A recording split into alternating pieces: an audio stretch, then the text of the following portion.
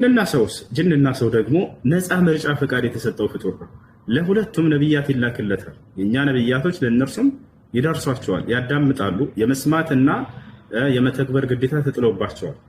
አይ እኛ አንሰማም አንተገብርም ካሉ እነዚህ ደግሞ ከሃዲ ይባላሉ። ገብታችኋል አይደለ? ከሃዲ ይባላሉ እነዚህ ሰዎች እና እነዚህ ጅኖች ማለት ነው ከጅኖች። ስለዚህ የነቢያትን ትምህርት ሰምቶ ያመነና የተቀበለ እርሱ አማኝ ነው። ነፃ ምርጫ ፈቃድ እንደኛ የተሰጣቸው ናቸው። ዝም ብለን ከሜዳ ተነስተን ይሄ ከሃዲ ነው ለአንድ እሱ አይደለም። ገብታችኋል አይደል? አሁን እዚህ ጋር ከሃዲ እንድትሉ ያነሳሳችሁ ነገር ምን እንደሆነ አውቃለሁ። ክርስቲያኖች ሰይጣን መስሏችሁ ነው እነሱ። ሰይጣን አይደሉም እነሱ። ሰይጣን የሚባለው የአምላኩን ትእዛዝ አምጾ የወጣ የጅን አይነት ነው። ሰይጣን የሚለው ባህሪ ነው፣ የባህሪ መጠሪያ ነው። ገብታችኋል አይደል?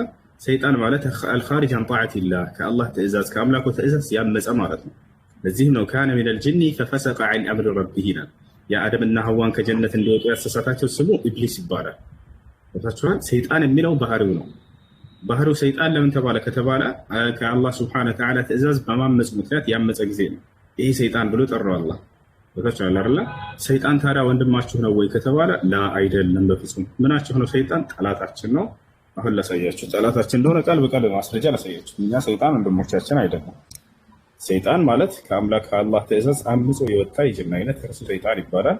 ያ ጠላታችን እንጂ ለእኛ ወንድማችን አይደለም። እዚህ ጋር በማስረጃ ላሳያችሁ።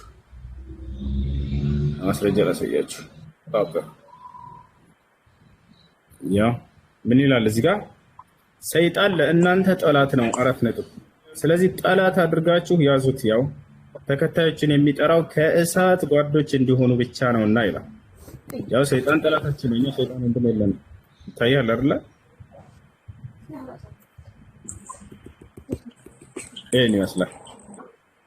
እሺ አረፍ ነው። እሺ ሰይጣንም አይደሉም ሰውም አይደሉም። ታዲያ ምንድን ናቸው? ምን አይነት ፍጡር ናቸው?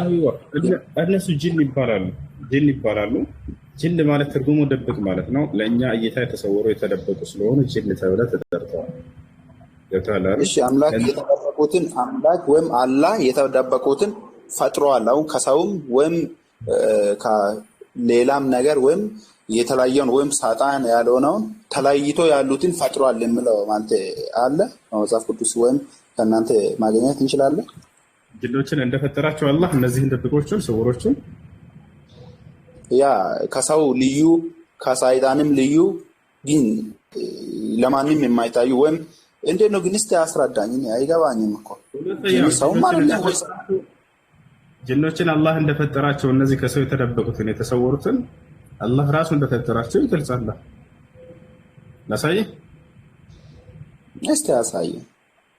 ወልጀነ ኸለቅናሁ ሚን ቀብሉ ሚን ናሪ ሰሙም ይላል። ላሳይ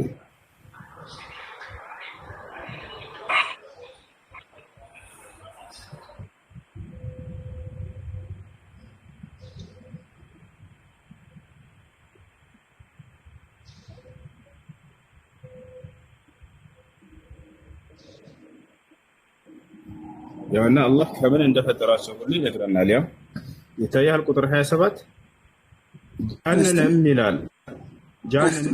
ጃንንም ከሰው በፊት ከእሳት ነበልባል ፈጠር ነው እያለ ይናገራል። አላህ ሱብሓነሁ ወተዓላ ጅንን እንደፈጠረው ልክ እንዲሁ ከእሳት ነበልባል እንደፈጠረው ቃል በቃል ይናገራል። እሺ መላእክትም አይደሉም ሰይጣንም አይደለም ሰውም አይደለም ማለት ነው። ጂን ራሱን የቻለ ነው ማለት ነው ለማረዳት። ትክክል። በቃ አሁን ደርሻለሁ። እሱ ራሱን የቻለ ፍጡር ነው ጂን ማለት። የነቢያትን ትምህርት ይሰሙ ነበር። የመስማትና የመታዘዝ ግዴታ ጥሎባቸዋል። አላህ አምላክ ዝም ብሎ አንድን አካል ፈጥሮ ለእሳት ብሎ ወይንም ክፉ አድርጎ አይፈጥረውም። ይሄን ነው እባካችሁ። ፍጡር ራሱን የሚያመፀው ያም አዳምና ሔዋንን ያሳታቸውን ራሱ አምጾ ወጣ ከአምላክ ትእዛዝ እንጂ አመፀኛ አድርጎ አንድን ፍጡር ከፈጠረ አምላክ ይሄ በቃ በደለው ማለት ነው። አምላክ ደግሞ ይሄን አድርጉን በፍጹም አምላክ አንድን አካል ክፉ አድርጎ በፍጹም አይፈጥርም። ያ አካል በራሱ ነው ክፋትን የሚይዘው። ይሄ ነው አደምና ሐዋን ከፈለገ ያሳታቸው ሰው አልታዘዝም ማለት ወጣ በራሱ ጊዜ ግን እድል ሰጥቶት ነበር። ነገር ግን በኩራቱ በዛው ተንጠባረረ። قال خلقتني من نار وخلقته من طين አለ። እኔን ከእሳት ፈጥረህ እርሱን ከአፈር ፈጥረህ እንዴት ነው ለእርሱ ላይ ስጁድ ወርደው ብሎ በዛው ኩራቱ ያዘው። ወጣል አይደለ? እና ይሄ ነው። እሺ ሌላ አሁን ለምሳሌ እስልምና እኔ ቢከበር የዘላለም ህይወት ማግኘት እችላለሁ? አዎ አላህ ሱብሓነሁ ወተዓላ በርካታ ቦታ ላይ ቃል ገብቷል። እሱ ማስረጃ ሳያለሁ አላህ በቁርአን ላይ ሲናገር ምን ይላል? ኢነ ለዚነ አመኑ ወዐሚሉ ሷሊሓት ለሁም ጀናቱ ነዒም ኻሊዲነ ፊሃ ወዕደላሂ ሐቃ ወሁወል ዐዚዙል ሐኪም ይላል።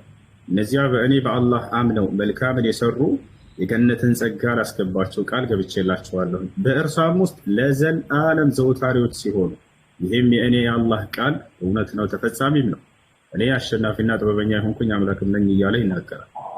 እና ወበሽር ለዚነ አመኑ ወዐሚሉ ሷሊሓት አነ ለሁም ጀናትን ተጅሪ ሚን ተሕቲሃ አልአንሃሩ ኻሊዲነ ፊሃ ይላል። ሙሐመድ ሆይ ለእነዚያ በእኔ በአላህ አምነው መልካምን ለሰሩት የገነትን ጸጋ ላስገባቸው አብስራቸው በእርሷም ውስጥ ለዘላለም ዘውታሪዎች ሲሆኑ እያለ ይናገራል። ዘላለማዊ ህይወትን እንደሚወርሱ ላ የذوقون فيها الموت إلا الموتة الأولى ይላል። በእርሷም ውስጥ በፍጹም ሞት የሚባልን አይቀምሱ ከመጀመሪያው ሞት በስተቀር ይላል። ምድር ላይ እያለህ የሞትከው እንጂ በቀጣዩ ዓለም ላይ ለዘላለም በጀነት ውስጥ ዘላለማዊ ህይወትን እንደምታገኝ አላህ ሱብሓነሁ ወተዓላ ቃል በቃል በርካታ ቦታ ላይ ተናግሯል። እሺ ኦኬ። በዚህ ላይ አዛዥ ማለት የሚጠይቅ ጥያቄ ቢኖር አሁን አላህ ጂንንና አብዝኛ ሰውን ለገሃነም ፈጠርኩ ይላልና የእናንተ ቁርአን እንደዚህ ይላል? ላ እንደሷ ሳይሆን ከሰዎችም ከጂኖችም የምትለውን አትርሳ። እሷን አትርሳኝ። ከጂኖችም እስቲ ቦታውን ክፈትልኝ። አሁን ለገነት ክርስቲያን ይላልና እስቲ አሁን ደግሞ ለገሃነም ማለት ጀምራል ማለት እስቲ ክፈትልኝ። ምን ይላል አላህ ሱብሓነሁ ወተዓላ እሱ ላይ ولقد ذرأنا لجهنم كثيرا من الجن والإنس لهم قلوب لا يفقهون بها ولهم أعين لا يبصرون بها ولهم آذان لا يسمعون بها أولئك كالأنعام بل هم أضل أولئك هم الغافلون. ولقد ذرأنا لجهنم إلى برقة يتزافون لما يسلف اللقوين عند الزمر عند الزمرنا لكم عند الزمر لما يتزافون لما يتفشان إني مسرجة بتأم سلامي فالك نيو زاري لما قبل يو ريدي ونينو نالو أنت قبل أيضا لما رياض السرعة يا جوتشي نيجي تعرفون يالله بتقبل راسنا وبتقبل راسنا لتقرأ صار أساس بيجي بس لانترو سنسايفان سنسراتيزا أو راشي ياندس كلها تذكرنا ምናልባት እውነትን የሚፈልጉ ሰዎች ይኖሩ ለሌሎች እንትን እንዳላቸው ስለዚህ አዳምጡ እሺ እኮ ይመለስ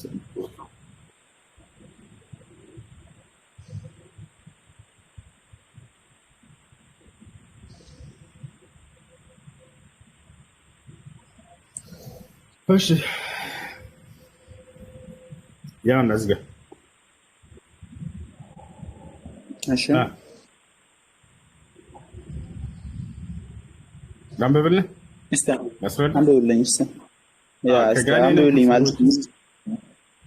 ከጋኔንም ከሰዎችም ብዙዎችን ለገሃነም በእርግጥ ፈጠርን ለእነርሱ በእርሳቸው የማያውቁባቸው ልቦች አሏቸው ለእነርሱም በእሳቸው የማይባቸው አይኖች አሏቸው ጆሮችም አሏቸው የማይሰሙባቸው እነዚያ እንደ እንስሳት ናቸው ይልቁንም እነርሱ በጣም የተሳሳቱ ናቸው እነዚያ ዘንጊዎች እነርሱ ናቸው ይላል።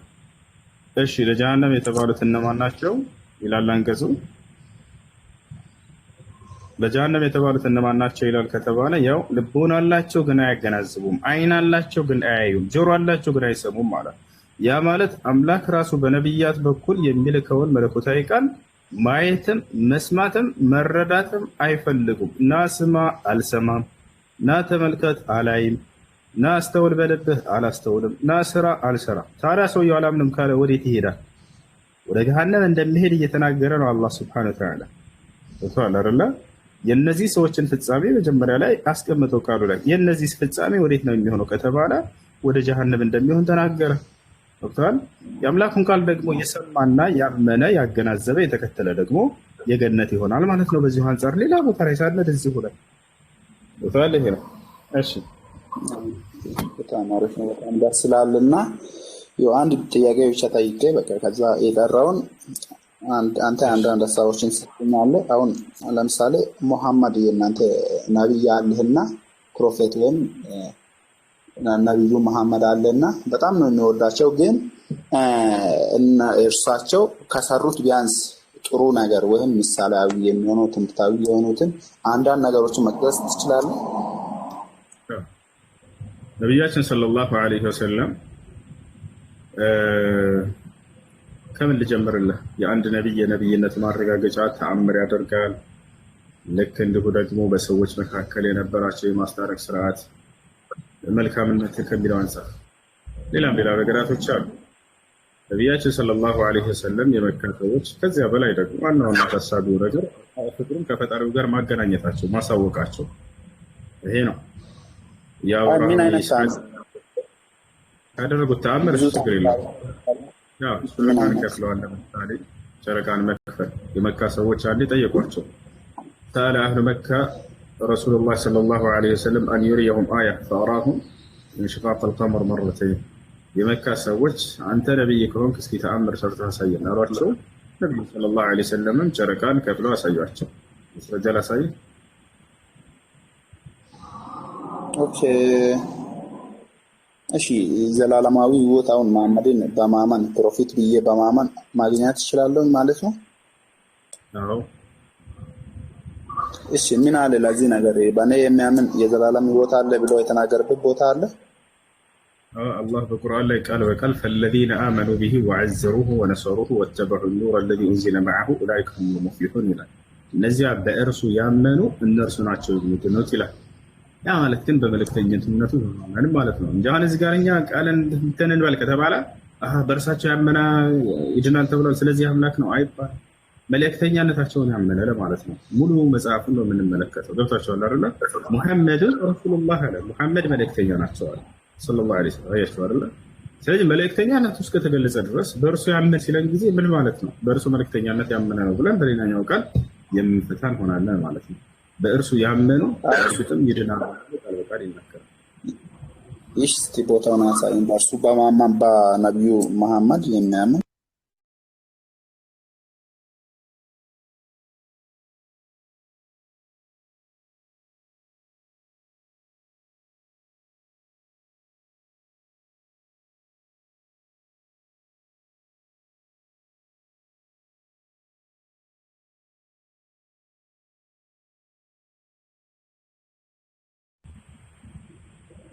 ሱረቱል አዕራፍ 154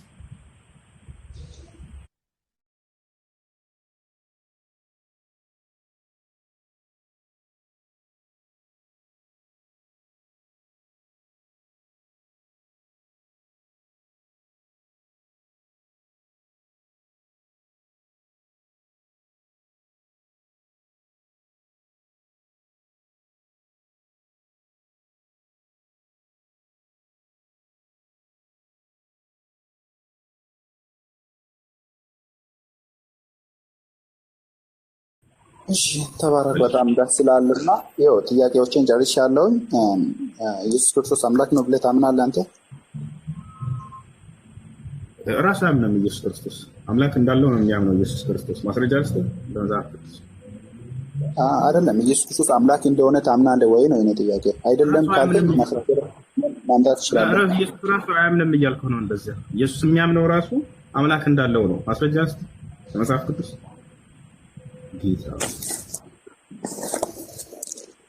ኢየሱስ ክርስቶስ አምላክ አይደለም ይላል መጽሐፍ ቅዱሳችን። ኢየሱስ ክርስቶስ አንተ አምላክ እንደሆነ ታምናለህ ያልከኝ እኔ አይደለሁም። ራሱ ኢየሱስ አምላክ እንዳለው ነው የሚያምነው እያልኩ ነው። ማስረጃ ልስጥህ ወይ? እሺ አምላክና እኔ አንድ ነን የሚልበትን ቦታ እኔ ማሳየት እችላለሁ። እኔ አምላክ ነኝ ወይም አውቀዋለሁ። እንደሱ ሳይሆን አሁን ጥያቄው አምላክ እንዳለው ያምናል ኢየሱስ ክርስቶስ እያልኩ ነው። ምን ትላለህ? በስጋው ነው እሱ በስጋው ወራት ይላል። እሱን ታውቀዋለህ። እኔ እያልኩኝ ያለሁት አምላክ እንደሆነ ራሱ አምላክ እንደሆነ ራሱ ዘላለማዊ አምላክ ያለው በስጋው ወራት ነው። አዎ እሱን ድፍል እንገባለን፣ ችግር የለውም። እኔ አምላክ እንደሆነ ወይም የዘላለም ህይወት እንደሚሰጥ የተናገረበትን ቢያመጣ አንተ ታምነኛለህ? ይኸውልህ ኢየሱስ ክርስቶስ አምላክ እንዳለው ያምናል እያልኩህ ነው። አምላክ እንዳለው የሚያምን እንደሆነ ማስረጃ ላሳየህ እያልኩህ ነው። እሱ በስጋ ወራቱ ነው። በስጋ ወራቱ ነው። አምላክ ያለኝ በስጋ ወራቴ ነው ብሏል ኢየሱስ ክርስቶስ ወይስ አላለም? ኢየሱስ ክርስቶስ በስጋ ስለተወለደ ፍጹም ሰውና ፍጹም አምላክ ነው። ኢየሱስ ክርስቶስ ግን አላለም። ኢየሱስ ክርስቶስ እኔ አምላክ አለኝ ስላችሁ በስጋዬ ነው እያለ አልተናገረም። እሱ አምላክ አለኝ ብሎ ቃል በቃል ነው የተናገረ ያለፈው። እናንተ ሸነሸናችኋል። ይሄ ለስጋ ወይ አምላክ ነው? አንድ አዳምጠኝ። እሱ አምላክ ነኝ ያለበትን ቦታ ሊያሳይ ወይ ስለ ደግሞ አንተ እያደረግን ያለውና እስቲ ስጠኝ ባለኝ እኔ ደግሞ ይሄን እንጨርፍና ችግር የለም እንሄዳለን። ችግር የለውም። ኢየሱስ ክርስቶስ አምላክ አለው ወይስ የለውም? ይሄን የመጀመሪያው አምላክ በስጋዊ ስለሆነ አሁን በስጋው አምላክ አለው። በስጋው አምላክ አለው። እንደሱ የሚለው አሳይኝ። የቱ ጋር በስጋው ነው አምላክ ያለው የሚል የቱ ጋር ነው? ላውጣ ንገረኝ። ኢየሱስ ክርስቶስ ከማርያም ወይም ከድንግል ማርያም እንደተወለደ ታውቃለህ? እሱ አይደል ከማን ተወለደ አይደለም ጥያቄ። አምላክ ያለው በስጋው ነው የሚለው ጥቅስ ስጠኝ። ቃል ስጋ ሆነ። አምላክ ያለው በስጋ ነው የሚል ጥቅስ ይው ቃል ነበረው፣ ቃልም በእግዚአብሔር ነበረው። ዮሐንስ 1:1 ስታየው ቃልም በእግዚአብሔር ነበረው የሚለው ጥቅስ ስጠኝ። እባክህ አንጀልን አትብላ ስጠኝ እንጂ አይደለም ማስዬ ማለት እኔ እያሉ ይኸው ማስረጃ እኮ ነው እየሰጠሁኝ ያለሁት። ቃል ነበረው ዮሐንስ 1 ቃል ነበረው።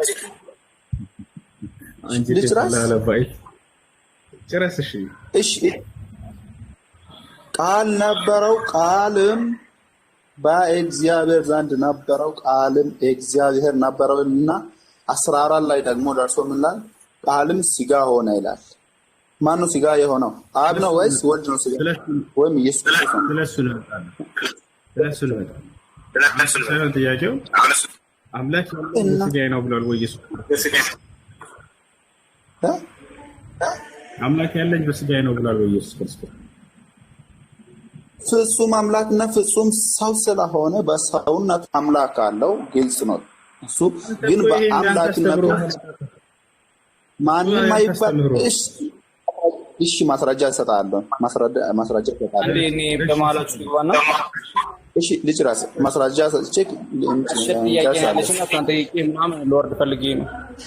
እሺ ገብሬ ቀጥል። እሺ እሱ ማስረጃ እስኪያወጣ አንተ ቀጥል። ያው እኔ ምንድነው መሰለ ጥያቄ አሁን መጽሐፍ ቅዱስ ላይ ኢየሱስ ክርስቶስ አምላክ መሆኑን መረጃ ብታገኝ ታምነዋለህ? መጽሐፍ ቅዱስን ታምናለህ አንተ?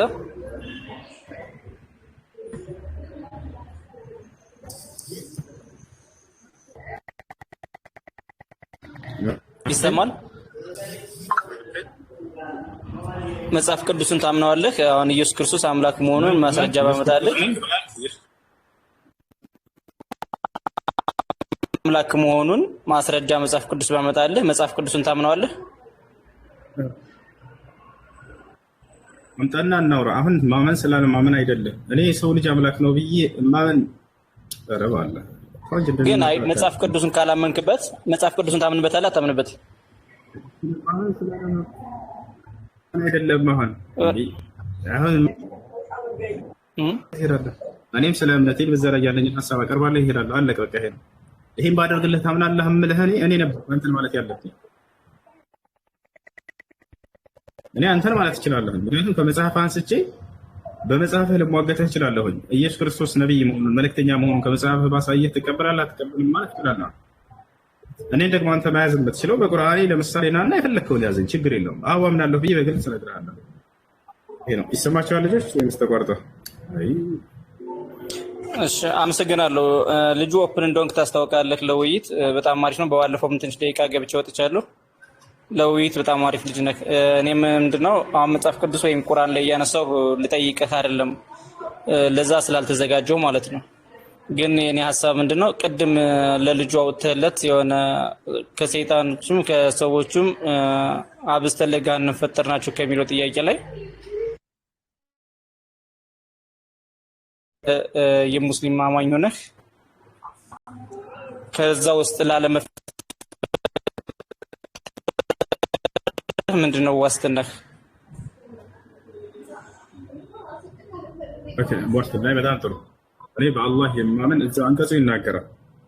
ጆሮ አላቸው አይሰሙም፣ አይን አላቸው አያዩ፣ ልቦና አላቸው አያገናዝቡም ይላል። እኔ ደግሞ እንደዛ ሳልሆን አምላኬ ቃል የማይ ልብ አለኝ በልቤ የማገናዝብና በተግባር ያንን የማዋል ስለሆንኩኝ የአምላኬን ሕግና ስርዓት ስለማምን በእርሱ እርሱ ያዘዘኝን እፈጽማለሁ፣ የከለከለኝን እርቃለሁ በተቻለኝ አቅም። ስለዚህ በዚህ የራንኩ መሆኔን አረጋግጣለሁ ማለት ነው። ቀድ አፍለሐል ሙእሚኑን ይላል ለራሱ ግን ያመኑ ሰዎች በእርግጥም ድነዋል ነው እያለ ስለዚህ እናረጋግጣለን። አይ እዛ ጋር አንቀጹ በጣም ጌታ አንቀጽ ነው ነገራችን። በእርሱ ያወረደላቸውን ቃል የሚያስተባብሉ የሚክዱ የማያምኑ አይተው የማያዩ ሰምተው የማይሰሙ ሆነ ያላቸው የማይገነዘቡ እነሱ ናቸው እያለ ይናገራል። ግን እኮ መጀመሪያ ላይ እርግጥም ለገሃነም አብዝተን ፈጠርናቸው ነው እንጂ ያለው ሳቱ ወይም ደግሞ አልሰሙኝም አለ። የመጀመሪያው ሐሳቡ አብዝተን ለገሃነም ፈጠርናቸው ነው የሚለው።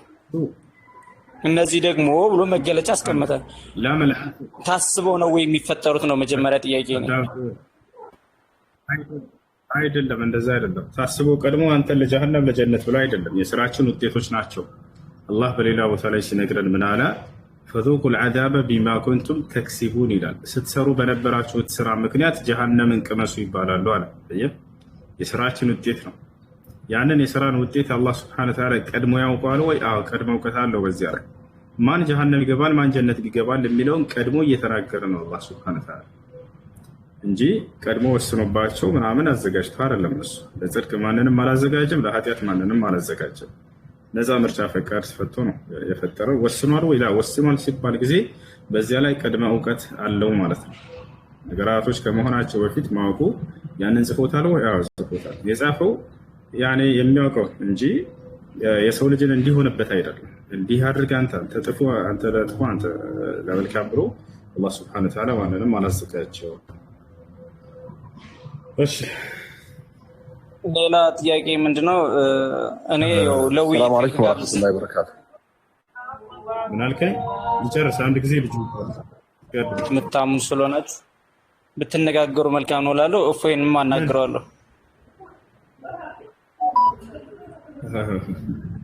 ወይ ከኔ ጋር ያላወራስ መስሎ ሲያወራችሁ አመናችሁት? እርሱንም ተከታዮቻቸው ነው ብታወሩ እያላችሁ ብዙ ጊዜ ልዝገር ዛሬ ነው ከኔ ጋር እንዳወራ ታውቃለህ አታውቅም? አይ ነው አውቃለሁ። ድጋሚ ስለዚህ ከኔ ጋር አውርቷል። በምን ሁኔታ ተቋጨ ከተባለ ተናገረ። በነቢያችን ሰለላሁ ዐለይሂ ወሰለም ላይ ወንጀል ቀረበ። ለወነጀልከው ወንጀል ደግሞ ማስረጃ ማምጣት አለብህ። አውጣና ማስረጃ ሳይኝ አልኩት። ያን ማሳየት አልቻለም። ተሳድቦ ሄደ። ልክ እንደ ማንኛውም እዚህ ገብቶ ተሳድቦ እንደሚወጡ ልጆች እንጂ እሱ ከኔ ጋር ሌላ ነገር አይደለም። ቦታችሁ አለ አይደል? ተሳድቦ መሐመድ እንዲል አድርገው ሄደ። ስድቡን ሁላችሁም ሰምታችሁ ሊሆን ይችላል። እኔ መፖስት አቅቶኝ አይደለም ያንን ነገር ግን ነቢያችን ሰለላሁ ዐለይሂ ወሰለም አንድ ሰው ሰድቦ እንዴት ነው መፖስት ያለ አልፖስታም። ነገር ግን ራሳችሁ በራሳችሁ ጊዜ ታገኙታላችሁ ብዬ ነው ዝም ያልኩት። ሰምታችኋል፣ ማግኘታችኋል። ከኔ ፊት ቀርቦ ነበረ መረጃ ማምጣት ሳይችል ጊዜ የመጨረሻ ሰውየው አካሄዱ ብለን ተሳድቦ ይወጣል። እንደነዛ አድርጎ ነው የሄደው። ቦታችኋል አይደል? ይሄ ነው በእርግጥ እኔ ስድብን ሳፖርት አላደርግም። መሳደብ ምናምን ልክ አይደለም፣ እኛም እንቃወመዋለን። ግን እኔ አሁን ጥያቄ ማንሳት የምፈልገው ምንድነው መሰለህ? እኔ አሁን አንዳንዴ ቁርአን ላይ ናቸው ተብሎ የሚነሱ አንዳንድ በእኛ አማርኛ የብልግና የሚመስሉ ነገሮች አሉ። እኔ ማለት ተጠቀማቸውና እነሱ ነገሮች ቁርአን ላይ ካሉ ምን ብለን ልንጠራቸው እንችላለን? ለምሳሌ ሱናን እንደፈልገው አሁን አንዳንድ እፎይ ማስረጃ ምናምን ብሎ እያወጣ ሲናገራቸው ማያቸው አንዳንድ ቃላቶች አሉና እነዛ ነገሮች ቁርአን ላይ የተጻፉ ከሆኑ የቱ ጋር እኔ ምን ብዬ ልጠቅሳችሁ እችላለሁ? ያን ሲጠቅስ አንድ ሰው ተሳደበ ከተባለ ብዬ ነው። ለምሳሌ አሁን እኔ ባልጠራው ደስ ይለኛል፣ ግን የሆነ ጊዜ ምዕራፍ ምናምን ብትጠይቀኝ ላላወጣልህ ላልነግርህ እችላለሁ። ምክንያቱም እኔም ከሱ ስለሆነ የሰማሁት ሀሳቡን ብቻ ነው። ግን ምንድነው እሱ አሁን ለምሳሌ የሆነ ጊዜ ላይ ነብዩ የወንድ ልጅ ብልት ይጠባ ነበር የሚል ነገር ሲናገር ሰምቼው ከምዕራፍ ማስረጃ ምናምን ሲባል ከዚህ ብሎ ሲናገር እሱ ሰምቼዋለሁ። አሁን ይሄ ነገር ካለ ቢጠቀመው ተሳደበ ይባላል? አይ ችግር የለውም አይባልም ነበር። ነገር ግን ውሸትን ነው ለአሁን ላሳየህ እንዳለ የሐዲስ ሊቃውንቶች ሁሉ ይሄ ውሸት ነው ብሎ የተናገሩትን ነው ሰብስቦ የነገራቸው። ነብዩ ሰለላሁ ዐለይሂ ወሰለም የወንድ ልጅ የሚለው በነገራችን ላይ እንደው እነዛ እንኳን ያሉት እንኳን ሐዲስ ውሸት ነው ضعيف ነው ቢሆንም እንኳን እንደው የልጅ ልጃቸው ነው የሚለው የልጅ ልጃቸው የሚለው ራሱ እንደው እሱ ውሸት እንደሆነ ላሳያቸው በማስረጃ ማለት ነው። ይሄን ነው ከኔ ፊት ናና ተናገር ስለሆነ የነበረው መጥቶ እነዚህን መናገር ለማንኛውም ላሳያቸው ተخريج حديث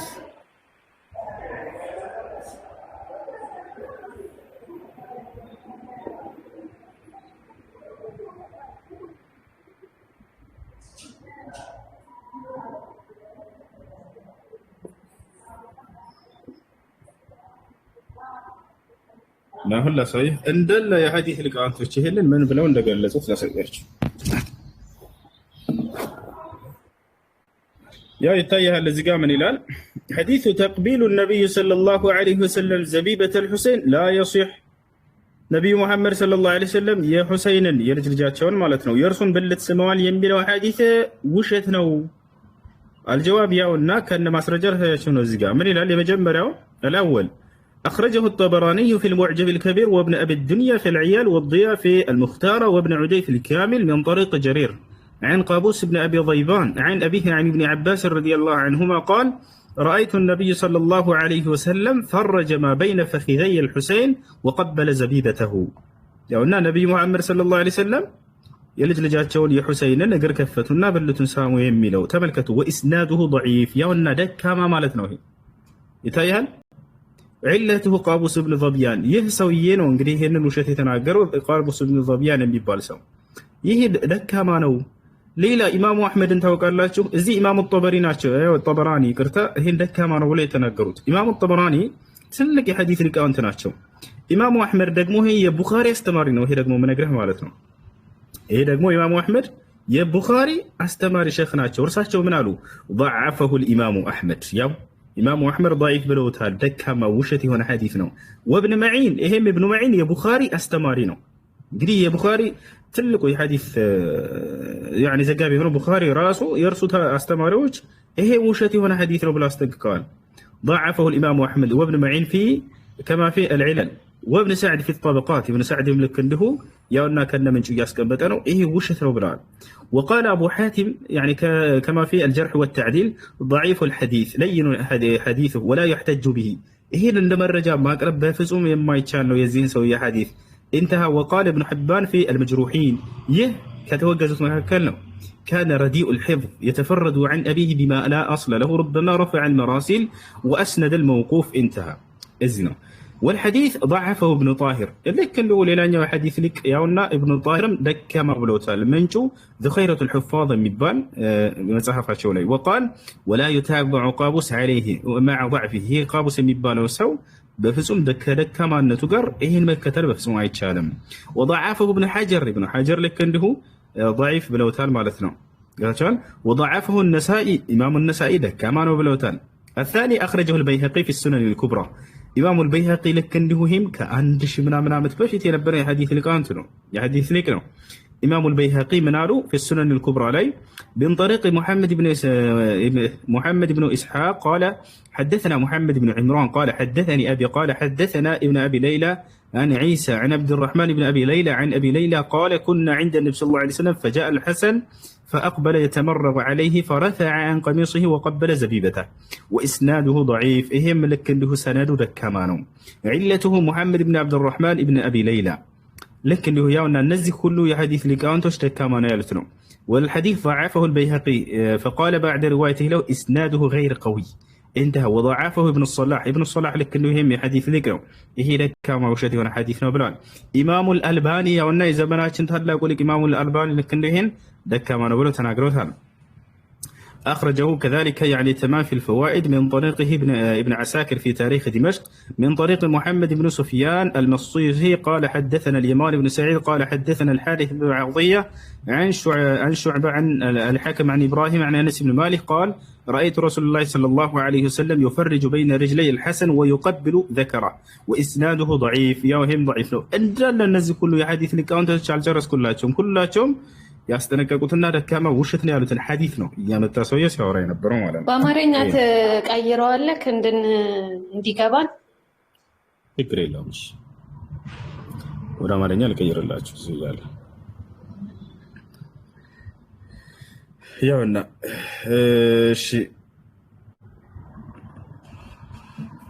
እሺ ያውና እዚህ ጋር ታገኙታላችሁ። ምን ይላል እዚህ ጋር ያውና የመተላለፊያ ሰንሰለቱ ደካማ የሆነ ብሎ አስቀምጦታል። የመጀመሪያው የሐዲሱ መተላለፊያ ሰነዱ ደካማ የሆነ ኢማሙ ጠበራኒ ቀደም ያልኳችሁ። እዚህ ደግሞ ኢማሙ አህመድ ልክ እንዲሁ ምን እንዳሉ ተመልከቱ። ኢማሙ አህመድ ኢብኑ መዒን ምን አሉ? ደካማ አድርገው ገልጸውታል። እያየሽ ነው? ከኔ ጋር ነሽ መቅደስ? ሚትሽን አንሺና አረጋግጭልኝ። ሁሱ ከላይ ያለውን ፕሊስ በጅማሬ ያለው እሺ ያውና አልዒለል እንደተገለጸው ኢማሙ አህመድ በማን የተረጎመው እዚህ ላይ ነው የተረጎምኩልሽ። እኛ እናውቀዋለን አረበኛውን፣ ለአንቺ ነው እየተረጎመን ያለነው ወደ አማርኛውን ተርጉምልኝ ይችላልሽ። እሺ ይሄ ነው ደካማ ብለው ገልጸውታል እያለ ነው። ሌላም ልጨምርልሽ እንዳለ የሐዲስ ሊቃውንቶች ዘጋቢዎች ሁሉ ያውና ኢብኑ ሐጀር ልክ እንዲሁ ደካማ መሆኑን ገልጾ እንዲህ ብሏል።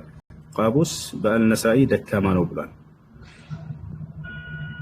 ያው የስርጭት ሰንሰለቱ ደካማ ነው። ጉድለቱ ሙሐመድ ብን አብዱራህማን ቢን አሊ ሌይላ ነው ይላል። እነዚህ ሁሉ ደካማ መሆኑን የገለጹበት ነው። ያ ኢማሙ አልአልባኒ ልክ እንዲሁ ተዳክሟል ብለዋል ይላል። ኢማሙ አልአልባኒ የጊዜያችን ታላቁ ዓሊም ናቸው። ይህም ልክ እንዲሁ አልበይሀቂ ሐዲሱን ደካማ መሆኑን ከተረከ በኋላ የስርጭቱ ሰንሰለት ጠንካራ አይደለም በማለት ተናግሯል። ተጠናቀቀ። እነዚህ ሁሉ የሐዲስ መዛግብቶች ደካማ መሆኑን የተናገሩበት ማለት ነው። ይሄን ይመስላል። እሺ ሌላ ጥያቄ አለሽ? እሺ ቴንኪው። እኔ ምንድን ነው የምጠይቅህ፣ አሁን የምትቀበሏቸው ነው የማትቀበሏቸው ሐዲሶች አሉ ማለት ነው? አሁን እንግዲህ ሷሂህ የሆኑ ሐዲሶች ትክክለኛነታቸው የተረጋገጠ ነው። ሌሎች ግን እነዚህ በነቢዩ ሙሐመድ ሰለላሁ ዐለይሂ ወሰለም ላይ ሰዎች የዋሿቸውና የቀጠፏቸው ናቸው። ስለዚህ እነዚህ ሰዎች እኛ ጋር ተቀባይነት የላቸው። እሺ እነዚህ ነገሮች ግን ቀርቦ ፊት ለፊት ተነጋግሮ ይሄን እኛ የምንቀበላቸው ናቸው ማንቀበላቸውም ናቸው ብሎ መናገር ነው ወይስ አሁን እፎይ እነዚህ ነገሮች እየጠቀሰ ሲናገር አላህን ተሳደበ ወይም ነብያችን ተሳደበ ማለት ልክ አይደለም እኮ ብዬ ስላሰብኩ ነው። ከዚህ የበለጠ መሳደብ አለ እንደ ወገናችን እያሳየህ እየጠየቀኝ ለምሳሌ እንደዚህ ብሏል ብለህ ምሳሌ አሁን እሱ ልክ ይቀበሉታል ብሎ የሚያምነው ሊሆን ይችላልና እኛ አንቀበለውም ብሎ ማስረዳት መልካም ነው ሊሆን ይችላል ብለህ ጥሩ ግንዛቤ አይ ሰሂህ ብሎ ነው ያሳየን። ሰሂህ የሚልም ማሳየቷል እሱ። ግን ምንድነው አሁን ይሄንን አንተ አሁን ያነበብክልን ማን የጻፈው ማን የተረከው የሚለውን ሰው ነው። እሺ ለማንኛውም የዛን የተሳደበው ከሄደ በኋላ እሺ ጥያቄ ካለሽ ጠይቅሽ። ጥያቄ የምትፈልጊው ካለ ማንኛውንም ጥያቄ መጠየቅ እፈልጋለሁ። እሺ ጥያቄ ምንድን ነው? እሱ እኔ መጠየቅ እፈልጋለሁ። ጥያቄ የኔን አንድ ጨርስና ልውረድ። አሁን ምንድነው ጥያቄ ድጋሚ ለውይይቱ መቅረብ ብትችል ብዬ ልጠይቅ ነው የፈለኩት። እሺ ድጋሚ ለውይይት እሺ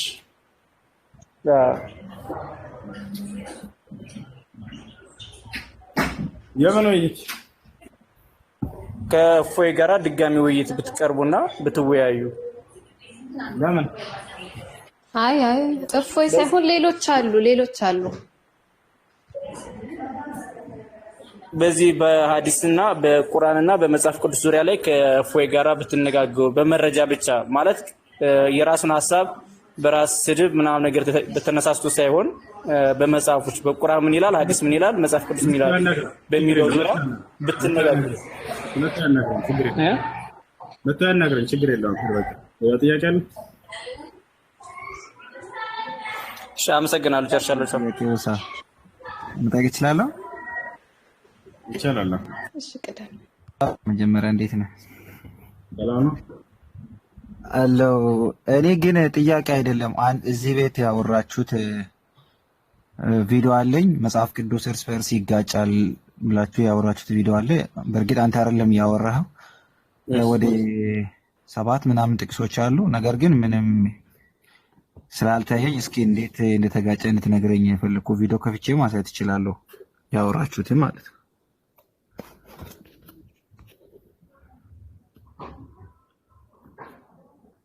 ልክፈት፣ ቪዲዮን ከፍቼ ላሳይ።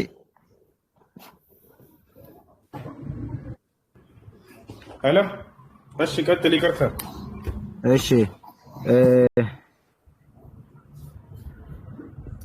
እሺ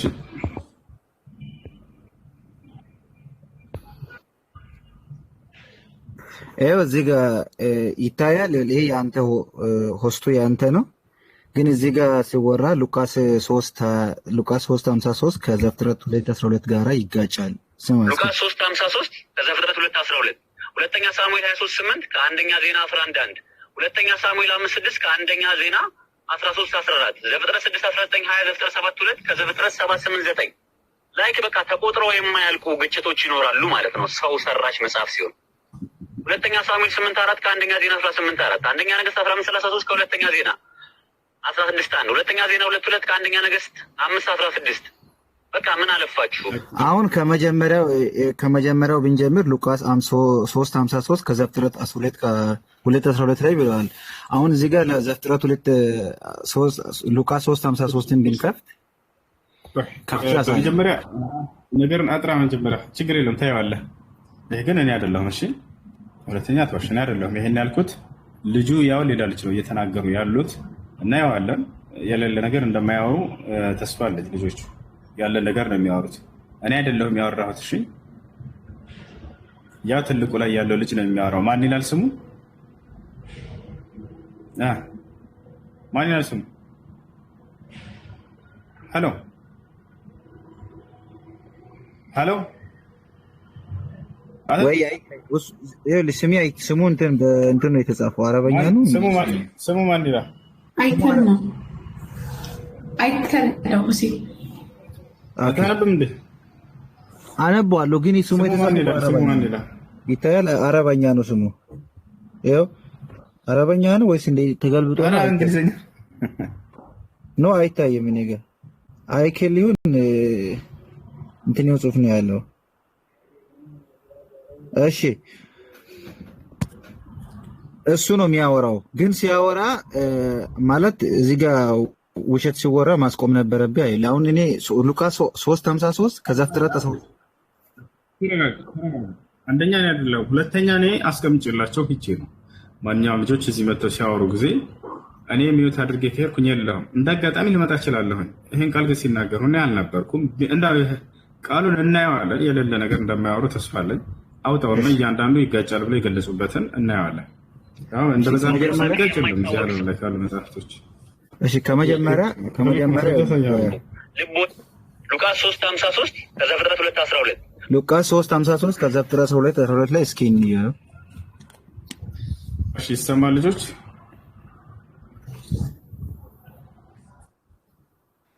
ይሰማል። እሺ ሉቃስ 3:53 ብሏል። ከዘፍጥረት ይኸው 3 እዛም ማየት ትችላለህ። ግን ያው ሉቃስ 3:53 እንትን በል አውጣ እያሳየ የለም። ያው 3:53 የለም፣ 3:53 የለም። 3:38 ነው የመጨረሻ ጥቅስ። ግን ይጋጫል ያለው ከዘፍጥረት 2:12 ጋር ነው። ግን እኮ ሉቃስ 3 ያለ ሉቃስ 3:53 ያ የለም። ሉቃ የሌላ ነው። መቼ አጣኸው? 13:53 ያለው ይኸው የሉቃስ ወንጌል ምዕራፍ 3 ይኸው 13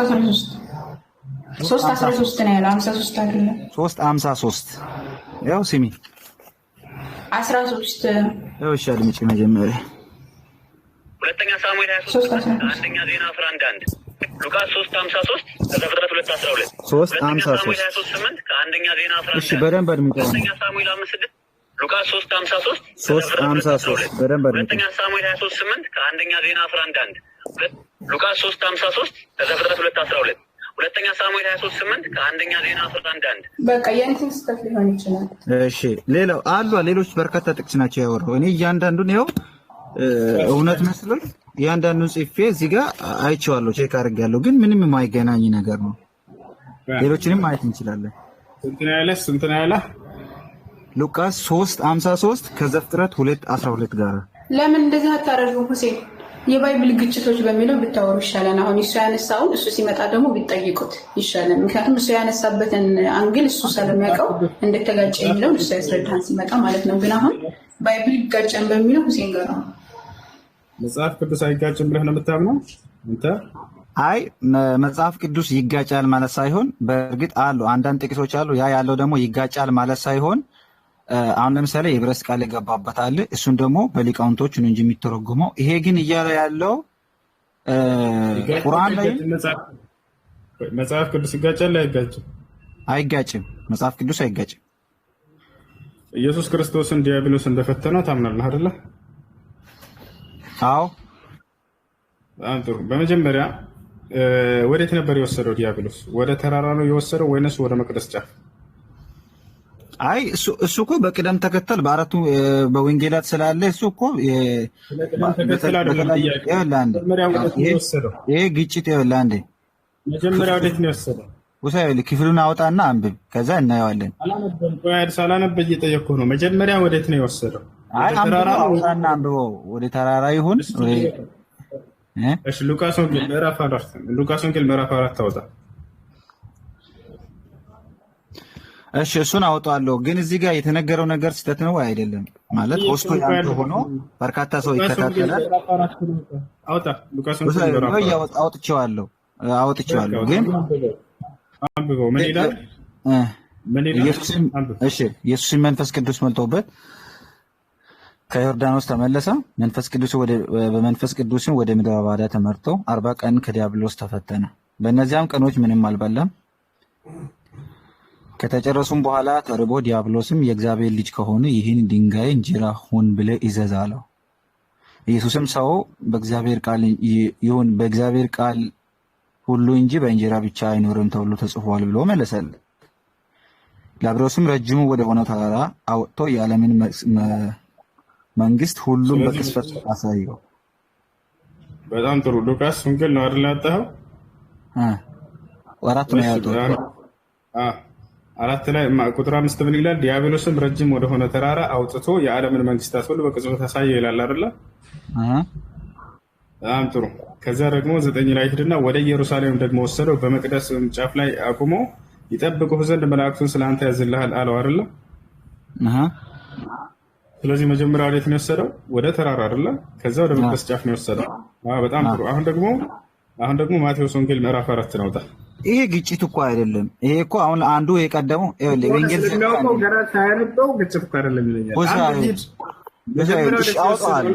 አውጣዋለሁ። አንድ ነገር ለምሳሌ ለአንድ ነገር አውጣዋለሁ። እያወጣው ነው ማለት እያወጣው ነው። ይሄ ወዴት ነው የወሰደው? መጀመሪያ ብለናል ወደ ተራራ፣ ከዛስ ወደ መቅደስ ጫፍ ወሰደው ይለናል። ማን ይሄን ያለን? ሉቃስ። ማቴዎስ ደግሞ በዚህ ተቃራኒ ይሄንን ማቴዎስ ደግሞ ያውና ማቴዎስ ወንጌል ምዕራፍ 4 ቁጥር 5 ላይ ምን ይላል? ከዚህ በኋላ ዲያብሎስ ወደ መቅደስ ከተማ ወሰደውና እርሱም በመቅደስ ጫፍ ላይ አቆሞ ይላል። አየህ፣ መጀመሪያ ወደ መቅደስ ጫፍ ነው ወሰደው ይለናል። ይሄ ግጭት አለ። ይሄን ከፈለከው እኔ ከቁርአን ማለት ነው ከቁርአን ማሳይ ጥቅሶች አሉ። ይሄ ግጭት አለ። ይሄ ቅደም ተከተል ይሄ ቅደም ተከተል። እሺ መጀመሪያ ወዴት ነው ወሰደው? ኢየሱስን ዲያብሎስ ሲፈትነው። ይሄ እኮ የወንጌል ዘገባ እኮ አይወል አንዱ ወዴት ነው የወሰደው? መጀመሪያ ወደ ተራራ ጫፍ በጣም ጥሩ ነገር ግን ያው ወደ መቅደስ ጫፍ ነው መጀመሪያ፣ ከዛ ወደ ተራራ ይለናል ማቴዎስ። ማን ነው ትክክለኛው? ይሄ እኮ ማን ነው ትክክል? ይኸውልህ አሁን ይኸውልህ እዚህ ጋር አንድ ማወቅ ያለብህ ነገር አለ እኮ። አንዱ እኮ የወንጌል ዘገባ ሲሆን አንዱ በዚህ ሊጀምር ይችላል፣ በዛ ሊጀምር ይችላል። ነገር ግን የሌላው ቢነገር ነው። ይሄ ግጭት አለ። እሺ ግጭቱን ከቁርአን ላሳየህ። ይኸውልህ ወዴት ነው የወሰደው መጀመሪያ? ይሄ ግጭት አለ። እሺ ወዴት ነው መጀመሪያ የወሰደው? ወደ ተራራው ጫፍ የሚለው ያው አነበበን አይደል እንዴ? እሺ ወደ መቅደስ ጫፍ የሚለው ትክክል ነው አይደለም? እሺ ያው አንብቦ ጥቅሱን እንደዚህ ነው ወርኮ የሚለው ሉቃስ 4 ይኸው እየጠየቅኩህ መልስ እንጂ አንብበ ነው ነው አይደል? ይኸው እና አንብቦ ምን ችግር አለ? የወሰደው ወዴት ነው አልከም? ይኸው ስለዚህም የወሰደው ቆይ አንዴ ተረጋግተህ እናውቀዋለን ታውቀዋለህ አንተም አሁን ወደ እሷ አትሽሽ ነው። ወደ ተራራ ነው ወደ መቅደስ ጫፍ መጀመሪያ ወሰደው? ወደ መቅደሱ ጫፍ ወደ ተራራው ነው ወሰደው መጀመሪያ የሚለውስ የእግዚአብሔር ልጅ ከሆነ ይህን ድንጋይ እሺ ቆይ ለዛ እኮ ነው ላምብ የሚል ማለት ልብ ስላላልኩ እኮ ነው። ሰው በእግዚአብሔር ቃል እንጂ በእንጀራ ብቻ አይኖርም ተብሎ ተጽፏል ብሎ መለሰለት። ዲያብሎስም ረጅም ወደ ሆነ እሺ ወደ ተራራ ወሰደ። መጀመሪያ ወደ ተራራ ወሰደ። ስለዚህ ወደ መቅደስ ጫፍ የሚለውስ መጀመሪያ ይሄ ቅደም ተከተል እንጂ የሌላው እኮ አይደለም የሚለው ቅደም ተከተል እንጂ የተዛባው ይሄ ግጭት አይደለም። አሁን እሺ የተዛባው አለ እሱ ነው የምፈልገው። ይሄ ቅደም ተከተል እንጂ ይሄ ቅደም ተከተል የትኛው ትክክለኛው መጀመሪያ ወሰደው ወደ ተራራው ነው ወይ አንዴ ወደ መሳሪያ እኔ ሊቃውንት አይደለም አንዴ ተረጋጋ። መጀመሪያ ወደ ወሰደው ኢየሱስን ዲያብሎስ ወደ ተራራ ነው የሚለው ነው ወደ መቅደስ ጫፍ ነው? የትኛው ነው አሁን አንተ የምትቀበለው? መጀመሪያ እዚህ ጋር በዚህኛው ዘገባ ምንድነው መጀመሪያ ወደ ተራራ ወሰደ ይላል። አራቱም ኢየሱስ ምድር ላይ በነበረው ጊዜ ተጻፈው ስለሆነ ምንም አይነት ይሄ እኮ ተጋጨ የሚባል ነገር አይደለም። ግን እኔ ተጋጨ ማለት አድርግ አንድ ቦታ ላይ አድርግ ያለውን አታድርግ የሚል ሐሳብ ብታገኘው አንድ ቦታ ነው የምትናገረው። ቆይ ተረጋጋ። ይሄ ግጭት አይደለም እኮ ይሄ ግጭት ሲጀመር ሁለቱም አንድምታ አላቸው። አንድምታ በአንድምታ ነው የሚፈቱት እነዚህ። ይሄ ግጭት ሌላ ግጭት እስኪ ንገረን። አንድምታው ምንድን ነው የሚለው ታውቂያለሽ? እኔ አሁን የለኝም ግን ይሄ ግጭት አይደለም። እኔ ውሳሽ አንድ ጥያቄ ልጠይቅ እዚህ ጋር ነው አይደል? አሁን ምንም እኮ ማዋሸት አያስፈልግም እዚህ ጋር አሁን ሌላ ግጭት እያለች ነው። ቆይ ልጨምርላችሁ አንድ ጊዜ ሌላ ግጭት ይሄ ግጭት አይደለም። በዚህ ተስማማን። ይሄ ግጭት አይባልም። አንቺ አንድምታ ያለው አንድምታ ማምጣታልሽ የቱ ጋር ነው አንድምታ ያለው? እኔ የለኝም አንድምታ። ግን ይሄ ግጭት አይደለም። ይሁን የሚያሳምን ትክክለኛ ነገር አምጣስ ሁሳ እኔ እሺ ከቁርአን እንደዚህ አይነት ጥቅሶችን ላሳይና ከዛ ግጭት እንዳልሆነ ነገር እሺ ወዴት ነው የወሰደው ኢየሱስ ክርስቶስን መጀመሪያ መቅደስ? ዲያብሎስ መጀመሪያ የወሰደው እንደ ማርቆስ ዘገባ ኢየሱስ ባያወራች ነው አይደለ? ያገዘችህ ነው እሷ ማስተላይታ ማለት ነው። መቅደስ ሌላ ይሄ ግጭት አይደለም። ወደ ቤተ መቅደስ እሺ ወዴት ነው መጀመሪያ የወሰደው? ወደ ቤተ መቅደስ ጫፍ ነው ወይንስ ወደ ተራራ? መልሽ። እሺ እኔ ጋር ነው እስከ ለመጨረሻ ጊዜ ያናገርኩህ ነው። እሺ መልስ እንጂ ግጭታርለ ስታለ ብርዴ ወዴት ነው የወሰደው መጀመሪያ? አንብበው። እሺ መጀመሪያ ወደ ተራራ ነው የወሰደው፣ ከዛ ወደ መቅደስ ጫፍ ነው ይላል ሉቃስ። እሺ እዚህ ጋር ተጋጭቶ ለምሳሌ ሁሳ እሺ ምን ሆነህ አንተ አወራለህ አልኩህ እኮ አብሽር አለሁኝ እኔ። መጀመሪያ ወደ መቅደስ ጫፍ ነው የወሰደው ይላል ሉቃስ። ማቴዎስ ደግሞ አይ መጀመሪያ ወደ ተራራ ነው የወሰደው ይላል። የትኛው ነው ትክክለኛው?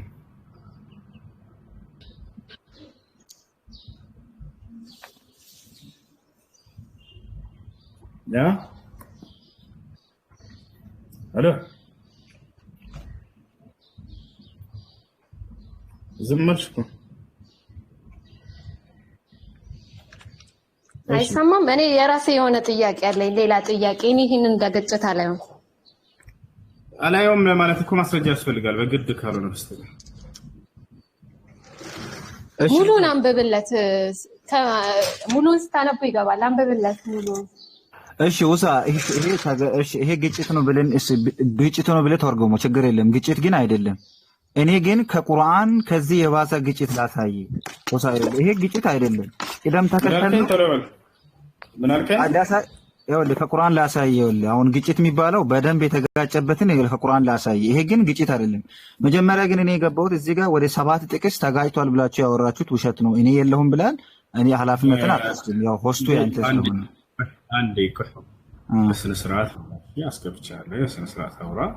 ጥያቄዎች ካሉ መጠየቅ ትችላለህ። እሺ ጥያቄዎች ካሉ ጠይቅ፣ አብሽር፣ ችግር የለም። እሺ ልጠይቅ። እሺ የኔ ጥያቄ እዚህ ጋር ምንድነው ወደ 8 ጥቅስ ብዙ ሰው አለ፣ ወደ 3000 ምናምን ሰው ባለበት አንተ በእርግጥ ሚውት አድርገህ የለህም። ይሄ ሰው ሁሉ እሱን ተናገረ፣ ችግር የለውም። ይሄ ግን ልክ አይደለም፣ ልክ አይደለም። ይሄ ልናገር አንዴ አዳምጥ። እሺ ከተናገርክ በኋላ እስክናገር አዳምጥ። እሺ ልጁ ሲናገር የዛኔ አንተ ለምን አልገባህም? ልጁ እየተናገረ ነበር አይደል? ቀርጸህ ወስደህ ምናምን መጣህ። ዛሬ ልጁ አለ አይደል? አለ። እኔ አልነበርኩም፣ እግዚአብሔርን አልነበርኩም። እኔ ተፖስቶ ነው ያየው። ልጁ ሲመጣ ጊዜ ደግሞ እንትን ትለዋለህ። አብሽር፣ ችግር የለውም። አሁን ሌላ አንተ የሚጋጭ በመጽሐፋችን ላይ የለም እያልክ ከሆነ እሺ፣ እኔ ምዕራፍ 2 ቁጥር 13 ነው ታው እዝራ ምዕራፍ 2 ቁጥር 13 እሺ እናወጣዋለን። ግን እኔ ከቁርአን ልጠይቅ እኮ እኔ ልጠይቅ ይሄ ነው 13 ነው። እስኪ መጽሐፍ ቅዱስ ይዛል አይደል? አውጣለሁ። ግን ሁዛ 2 ቁጥር 13 ነው ታው እስኪ። እሺ ያንተንም ታወጣዋለህ። ግን እኔ ከቁርአን ላሳይና እቺም ቦታ ካለ ከቁርአን አብራራለኝ። እሺ አንተ የሚጋጭ አድርገህ ልታወራ ስለሆነ እናሳይ። እዝራ ምዕራፍ 2 ቁጥር እኔ የገባሁት ግን እነዚህ ጥቅሶች አየው ግን የሌሉ ስለሆነ ነው። እሺ አሁን ሱራ 2:251 እስኪ ችግር የለውም፣ እድል እሰጥሃለሁ። እኛ አብሽር። አሁን የመጽሐፍ ቅዱስን ግጭት ስለጀመርክ እሱን እንጨርስና ከዚያ ቁርአን ላይ አብሽር የፈለግከውን ትጠይቃለህ። እዝራ ምዕራፍ 2 ቁጥር 13 አውጣ። ላልኩህ እኮ እኔ አሁን መጽሐፍ ቅዱስን እዚህ ጋር አንድ በደንብ ማወቅ ያለብኝ ነገር አለ። አንደኛ እኔ መመለስ አትችልም። ባጭሩ ቆይ ሌሎች ክርስቲያኖች ስላሉ እናስተናግዳቸው። መመለስ አትችልም። የመጽሐፍ ቅዱስን ግጭት ላሳይህ። አንተ እንደማይጋጭ ብለህ ገብተህ ነበር አይደለ? አሁን ለምሳሌ እኔ አሁን ዕብራይስጥን አላውቅም። አሁን በመጽሐፍ ቅዱስ መጀመሪያ አንድ አማርኛ ነው የማሳየው። እሺ ውሳ አንድ አድምጠኝ። አይ እኔ እኮ እናነበዋለን። አንድ ነገር ምንድነው ሌላ የምፈልገው እኔ መጽሐፍ ቅዱስ የተጻፈው ኦሪጂናል ቋንቋን ላላቅ ይችላል። እዚህ የማላውቀውን ነገር ዝም ብዬ መዘባረቅ እንዳይሆንብኝ የሚያውቁትን ትጠይቃቸዋል። አማርኛ ነው የምታሳየው። አሁን ለምሳሌ አሁን የዕብራይስጥ ቃል እድሜ ሲጠይቃቸው አንዳንድ የዕብራይስጥ ቃላቶች የገቡበት አሉ። ይሄን ደግሞ የሚያውቁት ሊቃውንቶችና አስተማሪዎች ናቸው። እዝራ ምዕራፍ 2 ቁጥር 13 ላውጣ። እሺ ላውጣ። አሁን ግን እየወነጀልከኝ እኮ ነው። እኔ የመጽሐፍ ቅዱስ አስተማሪ አይደለሁም ነው ያልኩ። ግን እዚህ ወጥቶ የተፖስተውን አይቼ ይሄ ነገር እንዴት ሆነ? እሺ መመለስ ካልቻልክ ሌላ ክርስቲያኖች ያሉት በቃ አንተ የምታደርገው አዎ እንደዛ አድርገው። ግን እኔ ከቁርአን ልጠይቅ አብራራ። አውጣ ወዴት እንደሚሄድ ነው አውጣለሁ እኮ እኔ አላፍርበትም። ነው አውጣለሁ፣ እያወጣሁ ነው። እዝራ ምዕራፍ 2 ቁጥር 13 በቂ መልስ ላታገኝ ትችላለህ። እኔ ይኸውልህ በቂ መልስ ገና ጥያቄ ሳይል ሸናኩ ፈጣሪ ምንድን ነው? ቆይ እንጂ እኔ ምን ያሸኛኛል ጌታ ሆይ። ኧረ ትልቅ ሰው እኮ ነህ፣ እንዴት እንደዚህ አታወራ እንዴ? እኔ አውጣለሁ። የሆነ ስለመሽናት አይደለም፣ ያው ወደ ማስረጃው ሄድ እያልኩህ ላለመሄድ ብዙ እንትኖች ነው። እኔ በእርግጥ አየሁ እንጂ እንደዚህ ነው የሚባል ነገር እንትን ላይሆን ይችላል። እዝራ ስንት ነው ያልኩት? 2:13 እሺ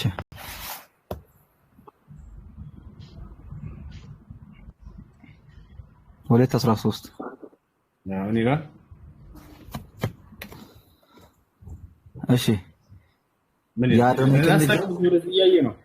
እያየ ነው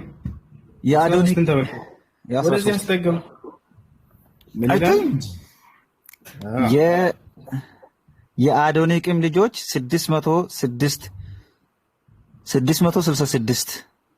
አንዴ ቁጥሩን ጻፉት። የአዶኒቃም ልጆች 666 ጻፉ። 666 ምንድነው የሚለው? ይሄ ቆይ በደንብ ይሄኛው ምንድነው የሚለው? 6 ስንት ነው የሚለው? 666 60 ብለው የሚያስቀምጠው 60 ለማለት ነው። 66 666 ጻፋችሁ አይደለ? አሁን ነህሚያ 7:18 ሂድ። እንደዛ ከሆነ ከነ ማብራሪያው እንሄዳለን። ችግር የለም። ማብራሪያውን ከተል ይችላል። ነህሚያ 7:18 ሂድ። እሺ። ግን ለምንድን ነው የምትስቀው? ንቀትህ ነው ወይስ ምንድን ነው?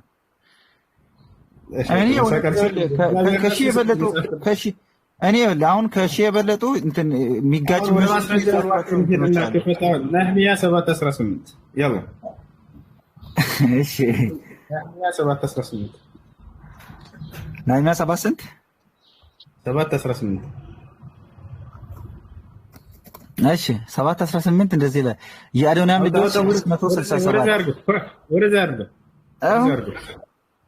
ነህሚያ 7:18 የቅድሞቹ ራሳቸው የአዶኒቃም ልጆች 667 ይላል። የቅድሞ 666 የትኛው ትክክለኛው? ነህሚያ ወዝራ። ኦኬ እሺ እዚህ ጋር ይኸውልህ አንድ እዚህ ጋር እሺ ማብራሪያውን አውጥተን እናንበው። የመጽሐፍ ቅዱስ ማብራሪያውን እናንበው። የትኛው ነው ትክክለኛው? ትክክለኛውን ለማወቅ ከፈለክ አልኩ እኮ እኔ አሁን አስተማሪ አይደለም አልኩ። አውጥቼ ላንብብልህ። 666 ናቸው። 667 የአዶኒቃም ልጆች ስንት ናቸው? እዝራን የመጽሐፍ ቅዱስ ኮንቴክስት አንድ አድምጠኝ መጀመሪያ። የዚህ አይነት ግጭት ሊሰጥህ ይችላል። ይሄ ግጭት አይደለም። እኔ ግጭቱን ከቁርአን ላሳየ። ስንት ናቸው? የአዶኒቃም ልጆች ስንት ናቸው? እዚህ ጋር የመጽሐፍ ቅዱስ ኮንቴክስት ምናልባት እዚህ ጋር ያሉት ሲገለበጥ ምናልባት የዘመናቸው ተለያዩ ስንት ናቸው? የሞታ ሊኖር ይችላል እኮ። ይሄ እኮ ግጭት አይደለም። የአዶኒቃም ልጆች ስንት ናቸው ነው ጥያቄ። አንድ አድምጠኛ መጀመሪያ እዛ ሲነበር እዛ እዝራ ላይ 666 ተብሎ ተዘግቧል። በምን ምክንያት ነው? እዚህ ደግሞ እዝራ ላይ በዚህ መልኩ 667 ተብሏል። አንዱ እዛ ነው የተጨመረው ወይስ እዚህ ነው የተቀነሰው የሚለውን ማብራሪያ እናያለን። ግን እኔ የመጽሐፍ ቅዱስ አስተማሪ አይደለሁም። ከቁርአን ችግር የለውም። ማስረጃ ሳይ ማብራሪያ ሳይ ችግር የለውም። እሺ ማብራሪያ እያወጣው ግን የቁርአን ጥቅሶችን አውጣና አንብብ። ለምንድን ነው የምትፈራው? የቁርአን ጥቅስ ለምን ትፈራለህ አንተ? የቁርአን ጥቅስን አውጣ። እኔ ያልኩህ እኮ የመጽሐፍ ቅዱስ አስተማሪ አይደለሁም። ማንኛውም ሰው ሊጠይቅ ይችላል። ችግር የለውም። ይሄ ጨርስ መጀመሪያ። ችግር የለውም። አትከላከል። እሺ እኔ አውጣዋለሁ። አውጣ ግን መጀመሪያ አውጣ። እያወጣሁ ነው። ቆይ እንዴ ምን ሆናል? ታውጣለህ። በቃ ከዚያ ታወራለህ። ምስጉን ቀጥል። ከሌላ ክርስቲያን ካላችሁ ቀጥሉ እስከዛ ድረስ። ለምንድን ነው አንተ ቁርአንን እንትን የምትለው? ውሳ አሁን ወደ መልስ ሄድ። እኔ ወላሂ ላዚም ስለ ቁርአን ስለ ሐዲስ ሲጠይቅ በጣም ነው ደስ የሚለኝ። እሱ አይደለም። እሺ መልስልኝ። አሁን እኔ መልስልኝ። አውጣና የለህም መልስ የለኝም በልና ችግር የለውም ትጠይቃለህ። እሺ የለኝም። እኔ እኮ አስተማሪ አይደለም አልኩ። የዚህ አይነት ስንት ግጭት ይኖራል? ስንት ልስጥ? እሺ የዚህ አይነት እኔ ከቁርአን ላሳይ። እሺ ከቁርአን ላሳይ። እሺ አንብብ። አሁን ቁርአን ጥያቄ ልሄድ ትችላለህ። አያሽ መልስ የለኝም ብሏል። ወደ ቁርአን ጥያቄ አያሽ። እሺ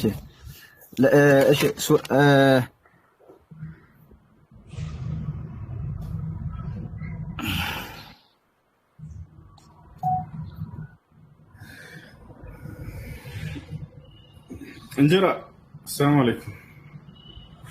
ሰላም አለይኩም ወራህመቱላህ። ቁርአንን አውጣ። ሱራ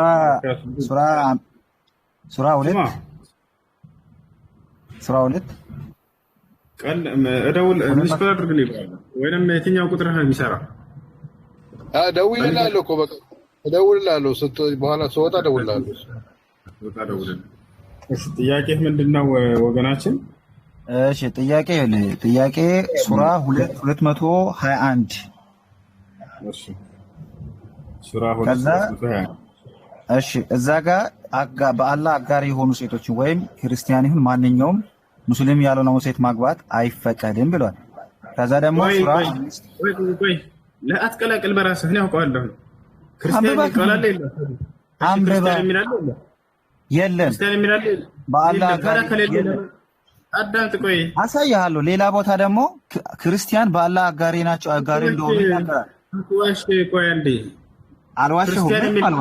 እሺ ሱራ 4:17 ከዛ ደግሞ እያዳመጥክ ቆይ። ስትያዝ ጊዜ ትደረባለህ አይደለ? ክርስቲያን ይላል ይላል ወላሂ ማውቃለሁ። ولا تنكحوا المشركات حتى يؤمنن ولا أمة مؤمنة خير من مشركة ሙስሊሞች ጋር ስትመጡ ቃላቸው ይሄን የቁርአንን ቃል በጭንቅላታቸው ሸምድደው ከያዙ ሰዎች ጋር ነው የመጣችሁት። እኔ መጽሐፍ ቅዱስ አይጠቅስ ቁጥሩን ነግሬህ ሄደህ አይተህ ምናምን ነው አይደለም የምታገኘው። እኛ ጋር እንደዛ አይደለም። ገና ሐሳቡን ስትነግረኝ ያ የት እንደሚገኝ አውቃለሁ። እዛ ላይ ክርስቲያን የሚል ቃል አለ ብሎ ሊያጭበረብር ሊያልፈለገ የለም። ክርስቲያን የሚል ቃል አለ። ክርስቲያን አጋሪ አይደሉም፣ በአላህ አጋሪ አይደሉም። ክርስቲያን አልጠየቅኩም። እሱን ክርስቲያን የሚል ቃል አለ የለም ነው ጥያቄ። ወዛ መልስልኝ። ክርስቲያን አጋሪዎች አይደሉም ወይ ነው? ክርስቲያን የሚል አለ ስላልክ ቆይ ይሄን እየጨረስክ ትሄዳለህ። ወደ እሱ ሌላ ጥያቄ እንሄዳለን። ክርስቲያን የሚል ቃል አለ የለም? ቁርአኑ ላይ እሱ ላይ ኧረ 221 ላይ የለም። በጣም ጥሩ እናመሰግናለን። ለምን ታዲያ ክርስቲያን የሚል ምናምን ለምን ተርሽል? አራት ሱራ 4:17 ላይ እንደዚህ ይላል። አድምጠኝ። 4:17 ላይ አጋሪ እንደሆኑ ክርስቲያኖች ወይም አይሁዶች አጋሪ እንደሆኑ ይናገራል ወይ አይናገርም? ቆይ እዚያ ጋር የቁርአን አንቀጽ ላይ ክርስቲያኖች የሚል አለ የለም? የለም ማለት ለምን አለ? ለምን ተዋሻለህ? ኧረ እኔ እየዋሸሁ አይደለም፣ ዋሸህ ነው። እሺ አውጣና አንብብ ቁርአኑን። ያው እየነገርኩህ ወላ ተንኪሑል ሙሽሪካት ሐታ ዩእሚንና ወላ አመቱ በአማርኛ አንብባ አይደል? አንብብ እስኪ። በቃ ላሳይህ። አሁን ክርስቲያን የሚል አለ ብሎናል። ልናይ ነው እዚያ ቦታ ላይ እኔ ሶስቱንም ጥቅስ ይኸውልህ አውጥተን እናነባዋለን። ችግር የለም። አየህ ቀጣፊ ውሸታም እየሆንክ አውቀህ እየዋሸህ ከሆነ ከአንደኛው አታልፍም። ወላ ተንኪሑል ሙሽሪካት ቆይ ላውጣልህ ነው። አብሽር ችግር የለውም። ሱረቱል በቀራ 221 አይደለ? 221 221 ላውጣልህ።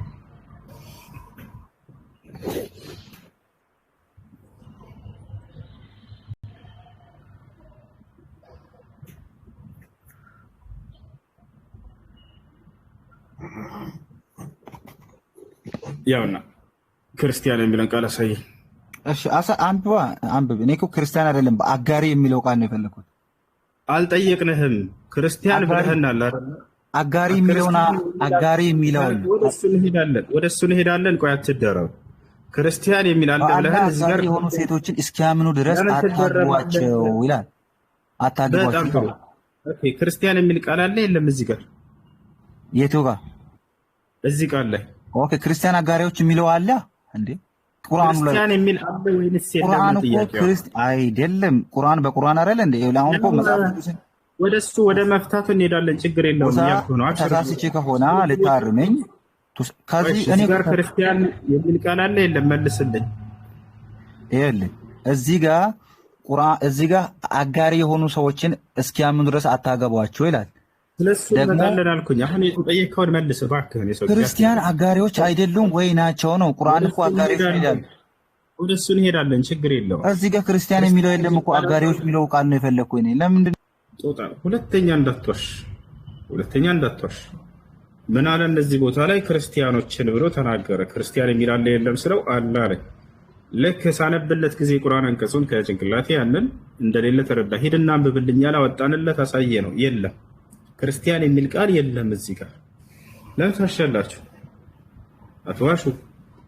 ጠይቁኝ በለስላችሁ። ሙስሊሞች ጋር በታችሁ የሆነ ቅጥፈት ስታነሱ ጊዜ ያንን የምታነሱትን ይኸው ጭንቅላታችሁን ውስጥ አለ። መጽሐፉ ላይ ሳንል በፊት እናውቀዋለን። አንድ ማለፍ አይቻልም። ገና ሀሳቡን ሲያነሳ የት እንደሚገኝ ያውቃለሁ። ቦታች አለ አይደል? እሺ አርሴናል አለ አሎ ሰላም ነው። ደህና አሎ ለንታና ውሲ አማና ሁሉ ሰላም። እሺ እኔማ አገስት ከላኩ ከ30 ቀን በኋላ ዛሬ ገባሁ። እሺ ነገ 31ኛ ቀን ላይ መልስ ትገባለሽ ከይቅርታ ጋር። ምስጉኑ ጥያቄ አለ? ምስጉኑ ጥያቄ አለኝ። አሰላሙ አለይኩም። ወአለይኩም ሰላም ወራህመቱላሂ ወበረካቱ። በመጀመሪያ ሁሱዬ ያለህን እኔ ኦርቶዶክስ ክርስቲያን ነኝ። አልአዛር ይባላል ስሜ። በእስልምናም ሆነ በሌላው በሁሉም እምነት ላይ ያለህን በአላህ መወደድ እውቀትን፣ ስርዓትና እርጋታህን እወድልሃለሁ። አላህ ይውደድልህ፣ አላህ ይባርክልህ። በዚህ አጋጣሚ ጥያቄ በእርግጥ ስለ መንፈሳዊ ላይሆን ይችላል። እኔ መንፈሳዊ እምነት ላይ ምንም አይነት እውቀት የለኝም፣ ግን ከቅርብ ጊዜ በኋላ በራሴ ላይ የሆነ ነገሮች ሀፕን አድርገው ነበር እና ጽንፈኛ ኦርቶዶክስም አይደለሁም። ብቻ አሁን አልሐምዱሊላህ የሚለው ቃል የእናንተ እምነት ላይ ያለው ቃል በጣም እየረበሸኝና እየጨነቀኝ ስለሆነ ስለሱ እንዲህ ስለሆነ ስለቻልኩበት ነገር ምናልባት አንተ ምረዳኝ ከሆነ ልጠይቅ ቢፈቀድልኝ፣ መልካም ፈቃድ ከሆነ እሺ። ስለ አላህ ፍቅር ብላችሁ ታገሱኝ። እንትኑ የጀመረው እኔ እንደማንኛውም ሰው በውርስ ነው ክርስትናን ያገኙት ከቤተሰብ። ስራም እንደማንኛውም ሰው ሰርች የምኖረኝ እና በሆነ ጊዜ በኋላ በምሰራውበት የባንክ እንትን ላይ የተወሰነ ነገር የሆነ ገንዘብ መጨመር ተደረገ። ለመክፈልም በቃን ችግር የለም። በዛው አጋጣሚ ያንንም አማርሬ በጣም ሳልጨርስ አጋጣሚ በሕክምና ሙያ ላይ ያለ ሰው ያውቀዋል። ሃይፕሲስ የሚባል ህመም ገጠመኝና ወደ ሕክምና ተኛውኝና እዛ በጣም በደስ በማይል ሁኔታ ሕክምና እያደረኩ እያለ በዛ ወቅት በየቀኑ በማያደርገው ድሬሲንግ ላይ በጣም አምላክንም ሆነ መላእክትም ማማረር ስራዬ ነበር እና ከአጠገቤ ስማቸውን ባላቀውም ሀጂ ምላቸው እኔ ማለት ነው ሀጂ ምላቸው ባለቀይ ፂም ታማሚ ሁሌ ባማረርኩ ባለቀስኩ በቃ ፈጣሪን በጣም አምርሬ እንትን ባልኩ ቁጥር እንደዚህ ይሉኝ ነበር፣ ልጄ ተው መኖሪያህም መጥፊያህም የአላህ ቃል ነው፣ ስለሚሆነው ሁሉ አልሐምዱሊላህ ይበል ይሉኝ ነበር። አልዋሻችሁም ኢስላም ወንድሞቼ፣ ይህም በሚሉኝ ዕለት ሁሌ በሳጭ ነበር። ብቻ ዝም እንዲሉልኝ ላፈልግ ነበር እና ግን ደግሞ ያን ቃል እንዳላወጣ ቃልና እርጋታቸው ይጣፍጠኛል። አስበሃል? የ30 ዓመት እስካሁን አዛውንት እስከሆን ድረስ በዚህ ሁሉ ችግር ትዝ ያላልኩት ማምነው እና ማላምነው ያልስፈለገኝ አምላክ ያልተቀበለኝ እንዴት የማላምነው አምላክን አልሐምዱሊላህ ብዬ ላመሰግን እችላለሁ? ብቻ ነጥቡ ከዚህ ወዲያ ባልገባኝ መልኩ ያቺን ቃል ከሰማው ባልገባኝ መልኩ ያ ቃል በተደጋጋሚ አፌ ላይ ይመጣል እና ያንን ደግሞ ሳይ በቃ ያዋረድኩት ያህል ያቆሸሽኩት ያህል ይሰማኛል። ያንን ቃል አልሐምዱሊላህ ስለው ልቤ ላይ የሆነ ክብር ነገር አይሰማኝም። ለምሳሌ ቃሉን ሳይሆን አለማክበሬ እኔ ለቃሉ የተገባው ኃይል አይነት አይመስለኝም እና ሁሌ ጥያቄ የምሆነው ለምንድን ነው የማመሰግንበት ለመኖሬ ምክንያት ሳይኖረኝ የመኖር ፍላጎት ሳይሰማኝ ሰው ሆኜ ብቸኛ አምላክ የረሳኝ እንደሆንኩ እያወቅኩኝ በራሴ ቆሜ እንደለማኝ ያለኝን ቀርቶ የሌለኝን ሁላ ዕዳ እየከፈልኩኝ አምላክ ምድር ላይ እያለ ስለምን አለ ብዬ አመሰግናለሁ? ወላ ያመንኩት ሳይሆን ያላመንኩትን አምላክ ለምን አመሰግናለሁ? ባልገባኝ መልኩ የምሬ ነው የምላችሁ የኛ ባለቀይ ፂም አባት መኖሪያህም መጥፊያህም ያላህ ቃል ነው የሚሉት ቃል ሁሉ ጊዜ ይረብሸኛል፣ ይጨንቀኛል። ለምን? በዛም በተቃራኒ ደግሞ ልቤን መረጋጋት ይሰጠዋል።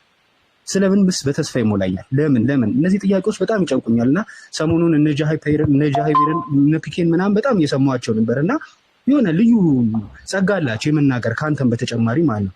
እና እኔ የሚገርመኝ ዓለም ላይ ካፊር እየተባልኩ በተነቀፍኩበት እምነት አልሐምዱሊላህ የሚለው ቃል ስለምን ይሄን ያህል ሚሊ ተጽዕኖ ሊያሳድር ቻለ? ለምን? እና ይሄ ጥያቄ በጣም ይጨንቀኛል።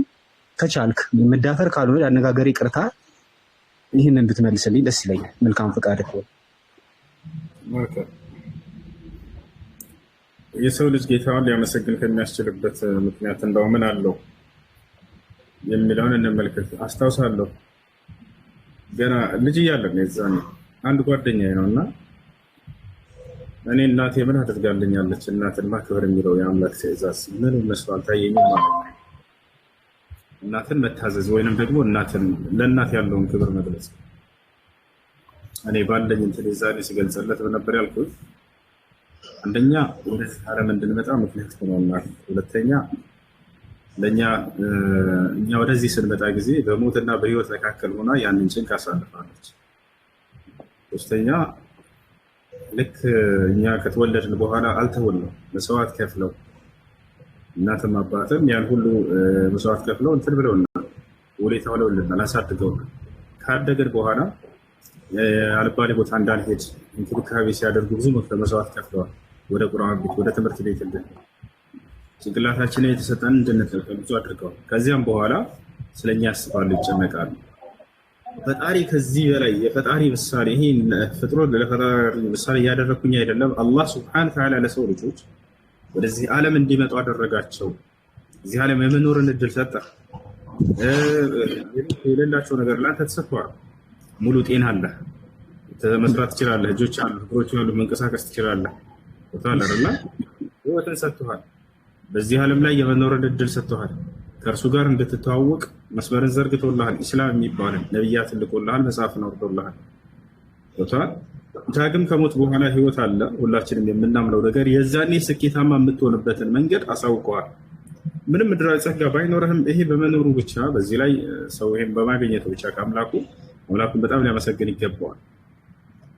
አላህ ሱብሓነሁ ወተዓላ የዋለልን ጸጋ በጣም ብዙ ነው። አላህ በቁርአን ላይ ሲናገር ወኢን ተዑዱ ኒዕመተላሂ ላ ቱሕሱሃ ይላል። እኔ በእናንተ ላይ የዋልኩላችሁን የአላህን የእኔን ጸጋ እንደው ብትቆጥሩ ቆጥራችሁ አዘልቁትም ይላል። ቆጥራችሁ አዘልቁትም። ከአንድ ከደጋግ ሰዎች መካከል አንድ ደግ ሰው የሆነች ጀልባ ላይ እየተጓዘ እያለ ኃይለኛ ማዕበል መጥቶ ወደሆነ የብስ ትጥለዋለች። እቺ ጀልባ እዛ የብስ ውስጥ ገባ። ነብዩ ሰለላሁ ዐለይሂ ወሰለም ናቸው ይህን ታሪክ የተናገሩት። እዛች የብስ ውስጥ ገባ። ጌታዬ ሆይ ምንም አይነት ክፉ ነገር ላላይ ከሰዎች ርቄ በዚሁ አንተን እያመለኩኝ በቃ ሞታለሁኝ ብሎ ቃል ገባ። ያ ሰው እዚያው ፍራፍሬ እየበላ ውሃ እየጠጣ በዚያው የራሱን ህይወቱን እየጠበቀ እስከ መጨረሻ ህይወቱ ድረስ እዚያው አላህን እየተገዛ አሳለፈ። በጣም አላህን ተገዝቷል ይሄ ሰው። ነብዩ ሰለላሁ ዐለይሂ ወሰለም በጣም አወድሰውታል። ከዚያ ይሄ ሰውዬ ሞተ። ከሞተ በኋላ አላህ ሱብሓነሁ ወተዓላ እናገረው ወታቻው ባሪያዬ ሆይ በእዝነቴ ጀነትን ልስጥህ ላስገባ ወይንስ በስራህ አለው። እንዴ ጌታዬ እኔ በስራዬ ነው መግባት ፈልገው ያስገባኛል ስራዬ ማለት በጣም እኮ ነው የተገዛው። እንግዲህ አሁንስ እንደሱ ከሆነ ሁለት ጸጋ ከአንዱ ጸጋ ጋር ያንተን ስራ እናወዳድር አለው። አላህ ሱብሓነሁ ወተዓላ ከዋለለት ጸጋ መካከል አይኖች ሰጥቶታል። ከአይኑ ጋር ሲወዳደር ከዚህ ከዋለለት ጸጋ ጋር ሲነጻጸር ያ ስራው በፍጹም ሊመዛዘን አልቻለም። ትልቅ ጸጋ ነው አይን ብሎ ማለት። ይህን ጸጋ ግን የሚያውቁት ማን ናቸው? አይን የሌላቸው ሰዎች ናቸው። ቦታቸዋል አይደል? አይን የሌለውን ሰው እስኪ እንደው አንድ ጸጋ ምን ትመኛለህ ቢባል አይኔ ተከፍቶልኝ ይችላል አንድ ባየኋት ነው ይላል። እና ይሄ አላህ ለኛ የዋለልን ጸጋ ልክ ያኔ ስለማንጠቀምበት ወይንም ደግሞ ይሄንን ነገር እኛ ስለያዝ ነው ጸጋ መስሎ ላይ ይታየን ይችላል። አላህን እንድታመሰግን የሚያደርጉ ብዙ ምክንያቶች አሉ ለማለት ነው ባጭሩ። አንደኛ በአንተ ላይ የዋለልህ ጸጋ እዚህ ዓለም እንድትመጣ አድርጎሃል። ሙሉ አካል ሰጠህ። የቀጣዩን ዓለም ደግሞ የገነትን የምትወርስበትን ምክንያቶችንም አስቀምጠልህ። ነቢያትን ላከልህ፣ መጽሐፍን ላከልህ። በዚህ ህግና ስርዓት ከሄድክ በቀጣዩ ዓለም ገነትን ትወርሳለህ። የዘላለማዊ ህይወትን ደስ የሚል ዓለምን ታገኛለህ ነው። የዚች ዓለም ላይ የሚከፋን ነገርስ ይሄ የዚህ ዓለም ላይ እስካለን ድረስ ወቲልከል አያሙ ኑዳዊሉሃ በይነ ናስ ነው። ይቺ ዓለም በሰዎች ላይ ትገለባበጣለች። አንዳንዴ ደስታ አለ፣ አንዳንዴ ሀዘን አለ፣ አንዳንዴ ማግኘት አለ፣ አንዳንዴ ማጣት አለ። ይህ ደግሞ ለእኛ ብቻ ሳይሆን ለነቢያትም አልቀረም። ነቢያቶች አንዳንዴ ይደሰታሉ፣ አንዳንዴ ይከፋሉ፣ አንዳንዴ ያገኛሉ፣ አንዳንዴ ያጣሉ። ያለን አዩብ ዓለይሂ ሰላም በጣም ሀብታም ነበር። ከጊዜ በኋላ ግን ያን ገንዘቡን አጣ። ነቢያቶች የሚገርመው በደስታ ጊዜያቸው ባገኙበት ጊዜያቸው ይልቅ የተከፉበትና ያጡበት ጊዜያቸው ነው በጣም ወደ አላህ የሚያቀራርባቸው። በሁሉም ጊዜ ወደ አላህ ቅርብ ናቸው እነርሱ። ነገር ግን ሙስሊም ይበልጥ ወደ አላህ የሚቀርበው አደጋ ሲደርስበት ጊዜ ነው። ማንም መሸሻቀር ሰዎች እንደሌለው ያውቃል፣ ወደ እርሱ ይጠጋል። ፈፊሩ ኢለላህ ይላል፣ ወደ እኔ ወደ አላህ ሽሹ እያለ ይናገራል። እና ይሄ ነው። ይበልጥ ደግሞ ጨምርለት ጃ ካለ በጸጋ የምትመላለስ ጃ አለ። ጃ የለህም? አሎ እሺ ቀጥል። እሺ ሌላ ጥያቄ ካለ መቀጠል ይቻላል። እንጀራ ምን ትላለህ በዚህ ላይ? እኔ በዚህ ላይ ሳይሆን በቅድሙ ሀዲስ ላይ ነበር ለመናገር የገባሁት። እሺ የቅድሙ ሀዲስ የሚለው ተቅቢል ነው አይደለም፣ መሳም ነው የሚለው። እሱ ግን ሲጠቀምበት የነበረው አጸያፊ ነው። የሰማይና የምድር ያክል ልዩነት ነው መጥባት የሚል ነው። ይሄ ደግሞ እንደው ሀዲሱ እንኳን እንደው ደይፍ እንኳን ባይሆን አባት ህፃን ልጅ ነው፣ ምንም ነፍስ የማያውቅ ነው። እናቶች እና አባቶች ይሄንን ነገር ማንኛውም በአሁኑ ሰዓት የሚያደርጉት ነው። በእጃቸው መንካት፣ የተለያየ ነገር ልጁን ለማጫወት የሚጠቀሙት ነገር ነው እና አፉን የሚመሳም የተለያየ ነገር ያደርጋሉ። እና ምን ያገናኘዋል አሁን መጥባት ከሚለው ጋር ምን አገናኝቶት ነው ነው? ያ ወደ ስድብ ነው ያደረገው እና እሱ ሲናገር የሌሎችንም ሰዎች እንደሚያደርጉ አይነት እንድምታ ነው እየተናገረ ያለው የሚናገረው ብልግናው ማለት ነው። እንጂ ህፃን ነው፣ ምንም ነፍስ ያወቀ አይደለም። ለዚህ ለስሜትም የደረሰ ልጅ አይደለም። ስለዚህ መሳምና መጥባት የተለያዩ ነገሮች ናቸው። ስለዚህ ይሄን ለማለት ነው። ጀዛከላሁ ኸይረን ተከለ። እሺ ቲጂ ሰላም ነው? ጥያቄ አለሽ? አለው። እግዚአብሔር ይመስገን። ጥያቄ ኢየሱስ ነብይ ነው የሚባል ነገር አለ በእስልምና እንዴት ነው? ኢየሱስ በእስልምና ነብይ ነው፣ መልእክተኛ ነው። ራሱ ቃል በቃል መስሎኝ ከተናገራቸው ነገሮች መካከል ቃለ ኢኒ አብዱላህ ወአታኒ አልኪታብ ወጀዐለኒ ነቢያ ይላል። የአላህ ነብይ አድርጎኛል እያለ ይናገራል። አላህም በቁርአን ላይ ረሱለን ኢላ በኒ እስራኤል ይላል። ወደ እስራኤል ልጆች የላኩት መልእክተኛዬ ነው እያለ ይገልጸዋል። አይ መጽሐፍ ቅዱስ ላይ እንደዛ የሚል ቃል የለም። ነብይ የሚል ያው ጌትነቱን የሚናገር ብቻ ነው። ነብይ ነው። አብዱልከሪም አለ። አብዱልከሪም አለ። አንዴ ነብይ መሆኑን አንዴ በደንብ አሳያቸው። ቀጥል አንተ።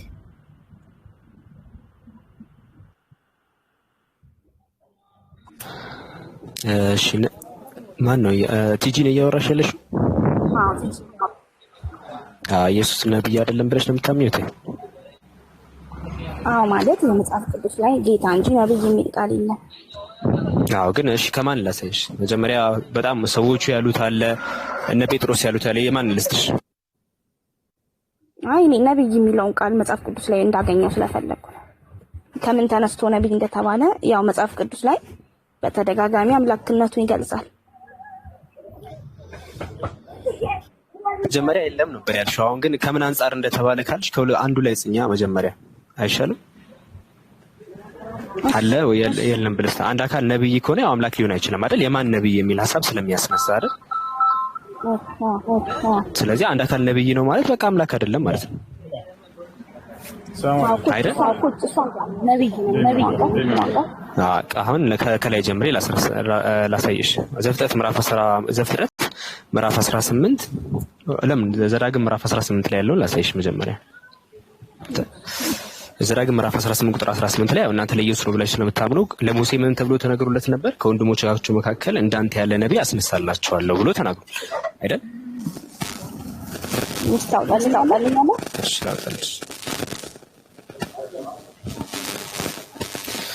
ኦኬ እሺ፣ እዚህ ይታይሻል። እዚህ ላይ እንደተመለከተችው ዘዳግም ምዕራፍ 18 ቁጥር 18 ላይ ከወንድሞቻችሁ መካከል እንዳንተ ያለ ነብይ አስነሳላችኋለሁ ይላል። ማንም ያስነሳው? አምላክ ነው ያስነሳው አይደል? ይሄ የሚያስነሳው ነብይ ማን ነው? እስቲ የተነሳው ነብይ በእናንተ በክርስትና እኔ ምን መሰለህ፣ አሁን እኔ የምፈልገው ኢየሱስ ነብይ ነው የምትለውን ቃል ነው። እንዲህ ማብራሪያ ውስጥ ከገባክ እኔ መጽሐፍ ቅዱስ አላውቅም፣ ግን ኢየሱስ ነብይ ነው የምትለውን ቃል ነበር የፈለኩት። ነብይ ነው ላሳይሽ እኮ ተረጋጊ። አሁኑ ላይ እኮ ላሳይሽ እኮ ነው። አንዴ ይቅርታ ላሳይሽ እኮ ነው። የአሁኑ ላይ መጀመሪያ አምላክ የሚያስነሳው ነብይ እንዳለ እንድታቂ እፈልጋለሁ። መጀመሪያ አይደል የአሁኑን ትንቢት እኮ ለማን እንደሆነ ላሳይሽ እኮ ነው። መጀመሪያ ግን የአሁኑ ገብቶሻል?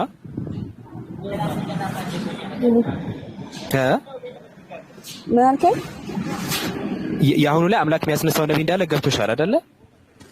አዎ ኢየሱስ ነው የሚል አላየሁም እንጂ ነብዩ ኢየሱስ መሆኑ ይሄኛው ነብይ እንደሚነሳ አለ ጽሑፉ። ይሄኛው ደግሞ ለኢየሱስ እንደሆነ ማስረጃ ልስጥሽ። እሺ ልክፈትልሽ።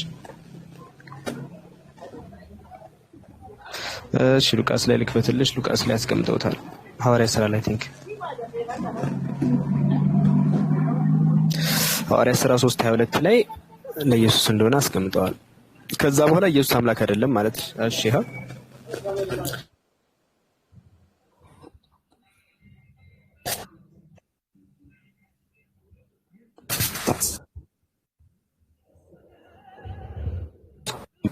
በቅዱሳን በነቢያቱ አፍ የተናገረው ይህ ሁሉ እስከሚታደስበት ዘመን ድረስ ሲባል ይኸው ሙሴም ለአባቶች ጌታ አምላክ እኔ እንዳስነሳኝ ነብይን ከወንድሞቻችሁ ያስነሳላችኋል። ይኸው የክፍል ኢየሱስ እንደሆነ አስቀምጡ። ለአባቶች የተነገረው ትንቢት ነው ኢየሱስ አሉ። ይኸው ሐዋርያት ሥራ ምዕራፍ 3 ቁጥር 22 ላይ። ስለዚህ ኢየሱስ አምላክ ያስነሳው ነብይ መሆኑን የምታውቂው በዚህ ያው አስቀድሞ ነው የተናገረው። ስለዚህ ኢየሱስ ነብይ አይደለም ማለት ነው። ኦኬ በግልጽ ኢየሱስ ነብይ ነው የሚል የለም። ግን ደግሞ አንተ አንዴ ቃል ታወጣልኛለህ እንዴ? ያሁኑ ምንድነው?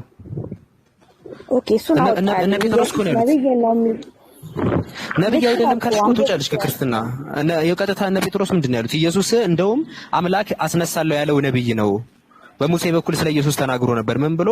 ልክ እንደ ሙሴ ያለ ነብይ ያስነሳል ብሎ አለ እኮ እንዴ። ከዚህ ይሄ እኮ እኔ ራሴን አይደለም የሚያስቀምጡልሽ። ስለዚህ ኢየሱስ ነብይ ነው አይደል? ራሴን አይደለም እዛው ላይ ነው አውጣልኝ ያልኩት። እኔም ከራሴ አይደለም። ምን ችግር አለ? ተስማማን በዚህ ገባኝ። ተስማማን በዚህ መጀመሪያ ወንድሜ ዝም ብላ ሰዓት ነው የምትፈጀው። አለማወቅ ነው።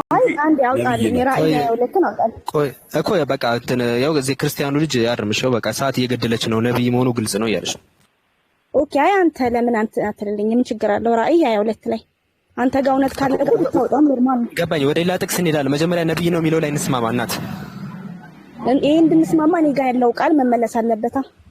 ይሄ ስትመልስልኝ በሱ አምናለሁ። እሺ ነብይ ነው የሚለው ላይ ተስማማን ወይስ አልተስማማንም? ቲጂ አልተስማማንም። ምክንያቱም አሁን የምጠይቀው ቃል እንደዛ እኮ እነ ጴጥሮስ ታስተዋል። እዚህ ጋር ሐዋርያት ሥራ ምዕራፍ 3 ቁጥር 22 ላይ እኮ ራእይ ላይ ያለው ሰው ተሳስቷል። እነ ጴጥሮስ እኮ እዛ ጋር እንሄዳለን። እዛ ጋር እንሄዳለን። ተረጋጊ ቲጂ። በኃይል የሚሆን ነገር የለም። እሺ እዚህ ጋር እነ ጴጥሮስ ኢየሱስ በሙሴ የተነገረው ነብይ ነው ብለው ተናገሩ። በቃ ኢየሱስ የሚባል የለም። እሱ ጋር ኢየሱስ የሚባል ራእይን አውጣለት ወንድሜ፣ አውጣለት ራእይን። ምንም የሚጋጭ ነገር የለም። ተረጋጉ አንዴ ከይቅርታ ጋር ተረጋጉ። ኢየሱስ ነብይ አይደለም ፖል? አረ ነብይ ነው፣ ነብይ ነው። ስለዚህ ሚዩት አድርጋ። ታዲያ እሷ ገና እየተማረች ነው። ስለዚህ አንተ ሚዩት አድርግ። ኦኬ በቃ የተሻለ አጠገብሽ ያለው ክርስቲያን ነብይ መሆኑን ያምናል። አንቺ ዜሮ መጀመር አለብሽ ማለት ነው። እሺ እዚህ ጋር ቃል መጽሐፍ ቅዱስ ነው የምሰማው እኮ ይሄው። እሺ እዚህ ጋር ያው እየተወረደ ከጥንት ጀምሮ በቅዱሳን አፍ የተናገረው ሁሉ ያለ ስለማን ነው የሚለው? ይሄው ኢየሱስ ክርስቶስ አይደል የሚለው? ከቁጥር 19 ጀምሮ ያው እንግዲህ ጌታ አለ ፊት የመጽናናት ዘመን አስቀድሞ ለእናንተ የመረጠውን ኢየሱስ ክርስቶስን እንዲልክ አለ በኃጢአቶች ይመለስ ዘንድ ንስሐ ተመለሱ አለ። እግዚአብሔር ከጥንት ጀምሮ በቅዱሳን አፍ በነቢያቱ አፍ የተናገረው ነው አለ። ስለማ ስለ ኢየሱስ። እንግዲህ ከዚህ በላይ ሰርፕራይዝ የለም እናቴ፣ ዛሬ እያነበብሽው ነው። ስለዚህ ኢየሱስ ነብይ ነው ከተባለ የማን ሲባል አሁን ወደ ቀጣይ ጥያቄ ችግር የለውም። ኢየሱስ ነብይ አይደለም? ራእይ 22 አውጣልኝ። ራእይ 22 እሺ ኢየሱስ ነብይ ነው። ነብይ ከሆነ የማን ነብይ ነው? የአምላክ ነብይ አውጣልኝ።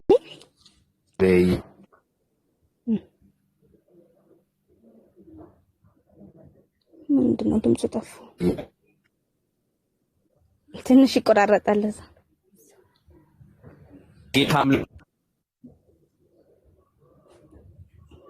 ምንም እየተሰማኝ ይቆራረጣል።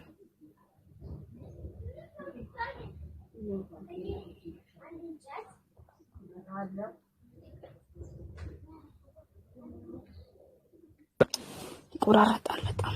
እሺ አይሰማችሁም ልጆች? እየተቆራረጥኩኝ ነው እኔ። ይሰማል። አሁን መጣክ ይሰማል። በቃ ኔትወርክ እየተቆራረጠ ይሆናል። እኔ ጋር ይሰማል። አሁን ይሰማል። ቀጥል። ራእይ 22 እሺ ራእይ 22 ላይ ያለውን ሐሳብ ንገሪኝ።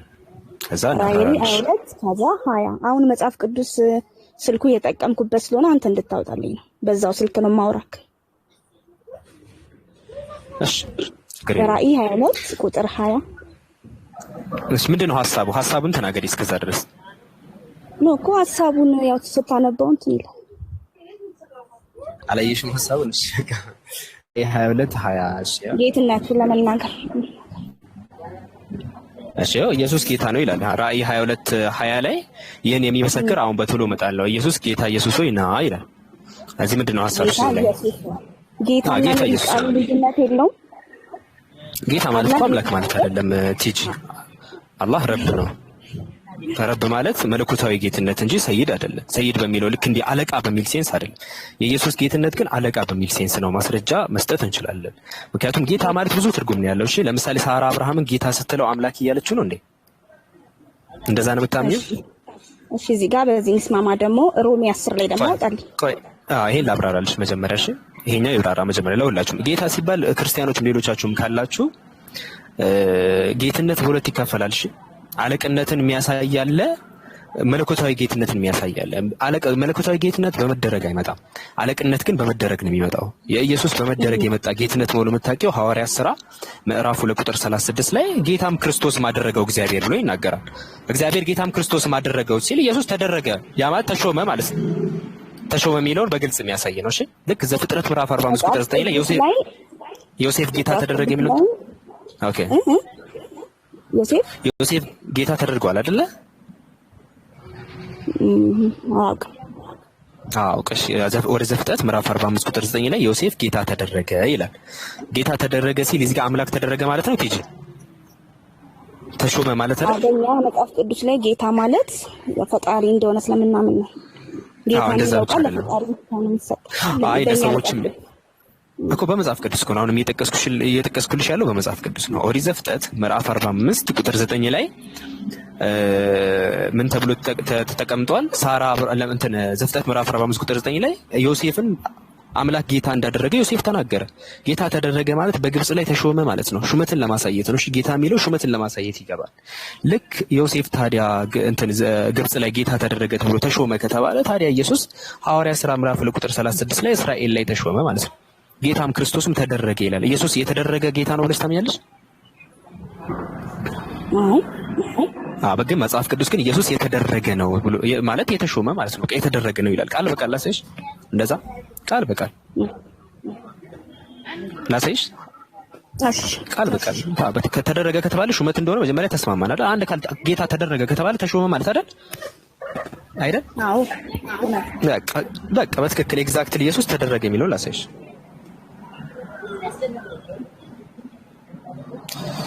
እሺ ይሄው እዚህ ላይ አክትስ 2:36 ላይ እስቲ ትልቁ ላይ አድርጉኝ። እሺ ሁሱ ትልቅ አይ ቲንክ የተሰማው አይደለም። አሳድጉኝ ሰዎች አሳድጉኝ ትላል።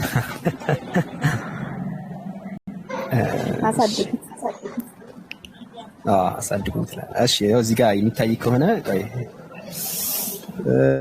እሺ ኧረ ጥር ቆይ አልጠራ እዚህ ጋር ጠራ። አሁን ይታይሻል? አሁን ይታያል ትንሽ።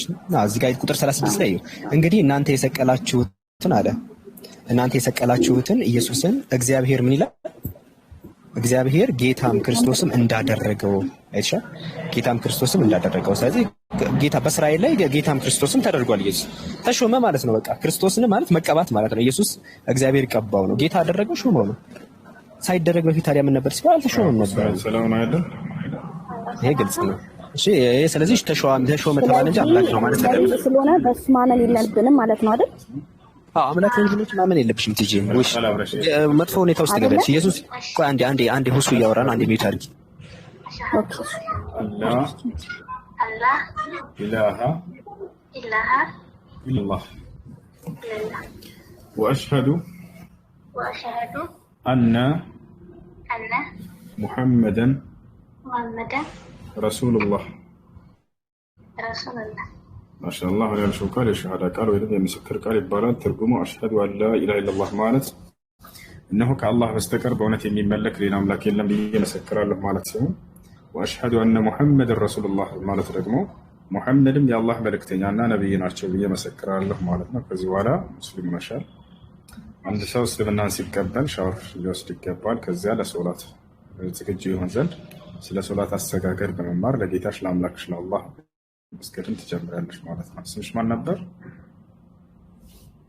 ስሜ ሂክማ ነው። ሂክማ። የመጀመሪያ ስምሽ? አስናቀች። አስናቀች። በቃ አስናቀች ነበር።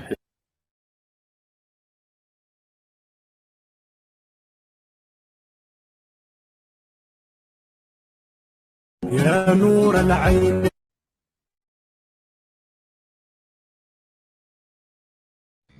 እሺ እህቴ መልካም ጊዜ ሆነልሽ።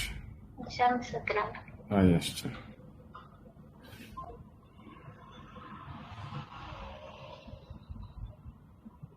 እሺ አብዱልከሪም ካለ ቀጥሉ ነው የለ አለኝ። ሁሱ ቲጂ ይሰማሻል? ቲጂ አሁን ይሰማል? አዎ አሁን እና ጥያቄን ሰምተኛል? አቀሽ ቀጥይ ጥያቄሽ ቀጥይ ጥያቄሽን ትጂ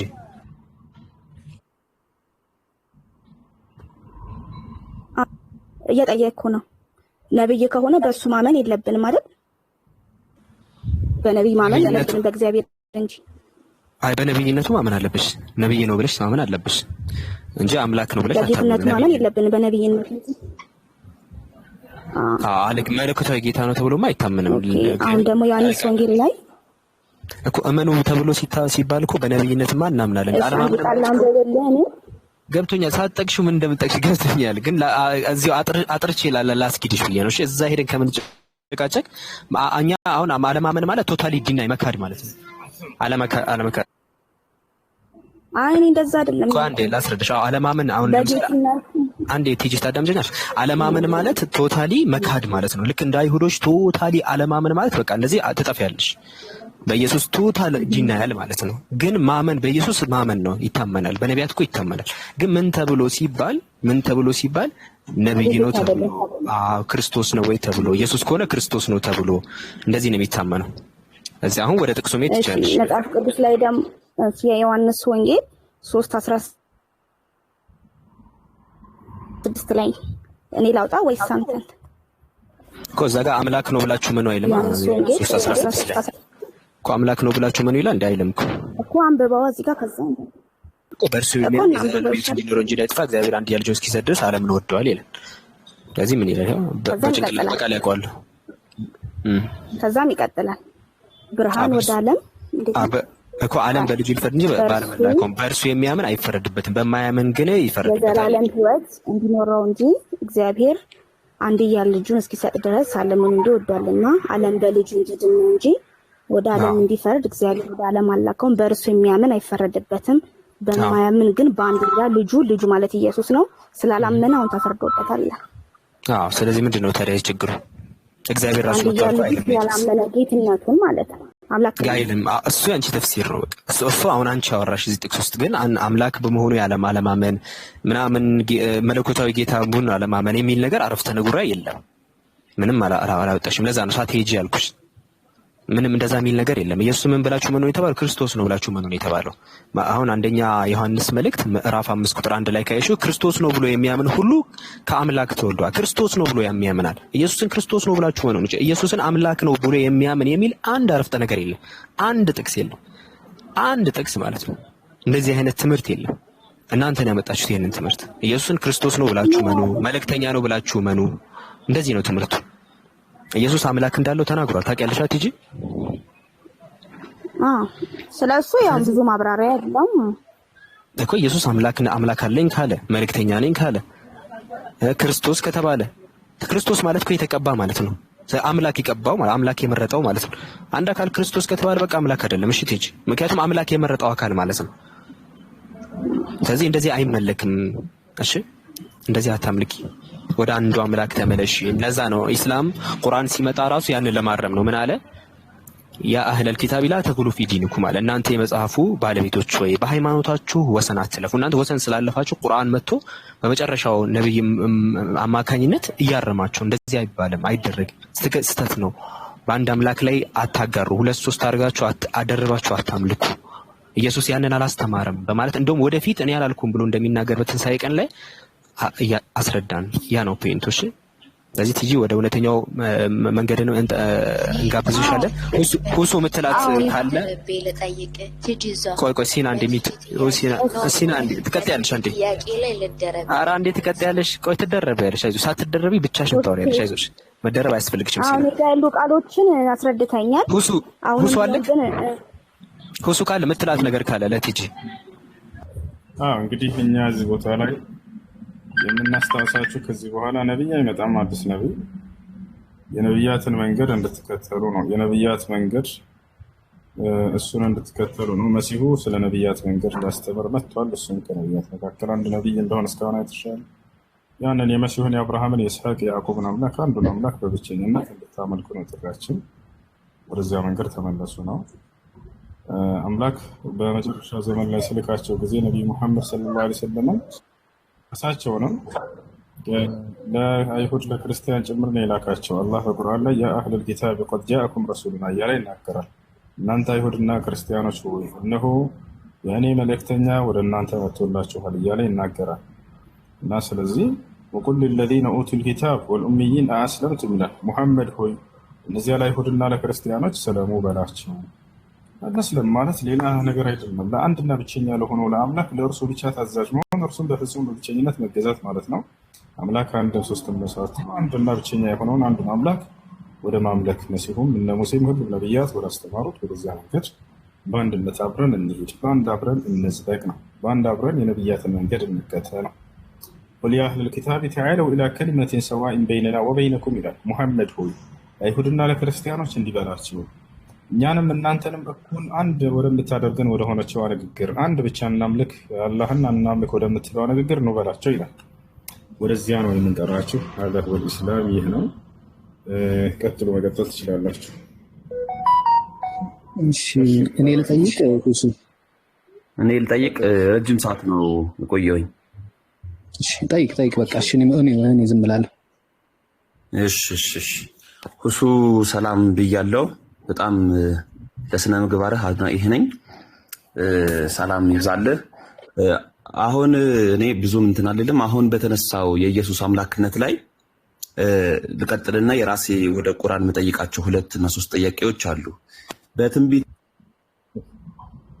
6 ላይ ያለው እስቲ ይህንን ቃል እስካሁን ያው በመጽሐፍ ቅዱስ ብቻ እያነበብን ስለምንተረጉም የኢየሱስ አምላክነት ኢሳያስ ደግሞ ምን ይላል የሚለው ደግሞ እስቲ ላምበ።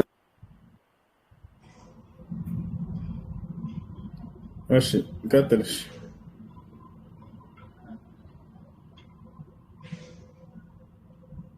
ይሰማል።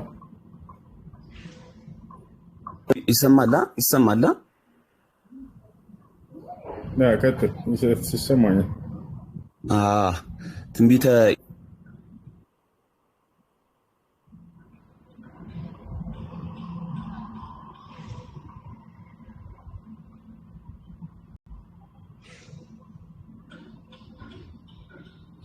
ይቆራረጣል። ልጆች አላችሁ?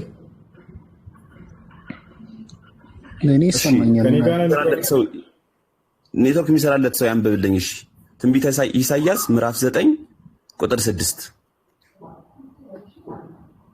እሺ ያነቡልህ አንዴ የሚያነብልህ ሰው ነው።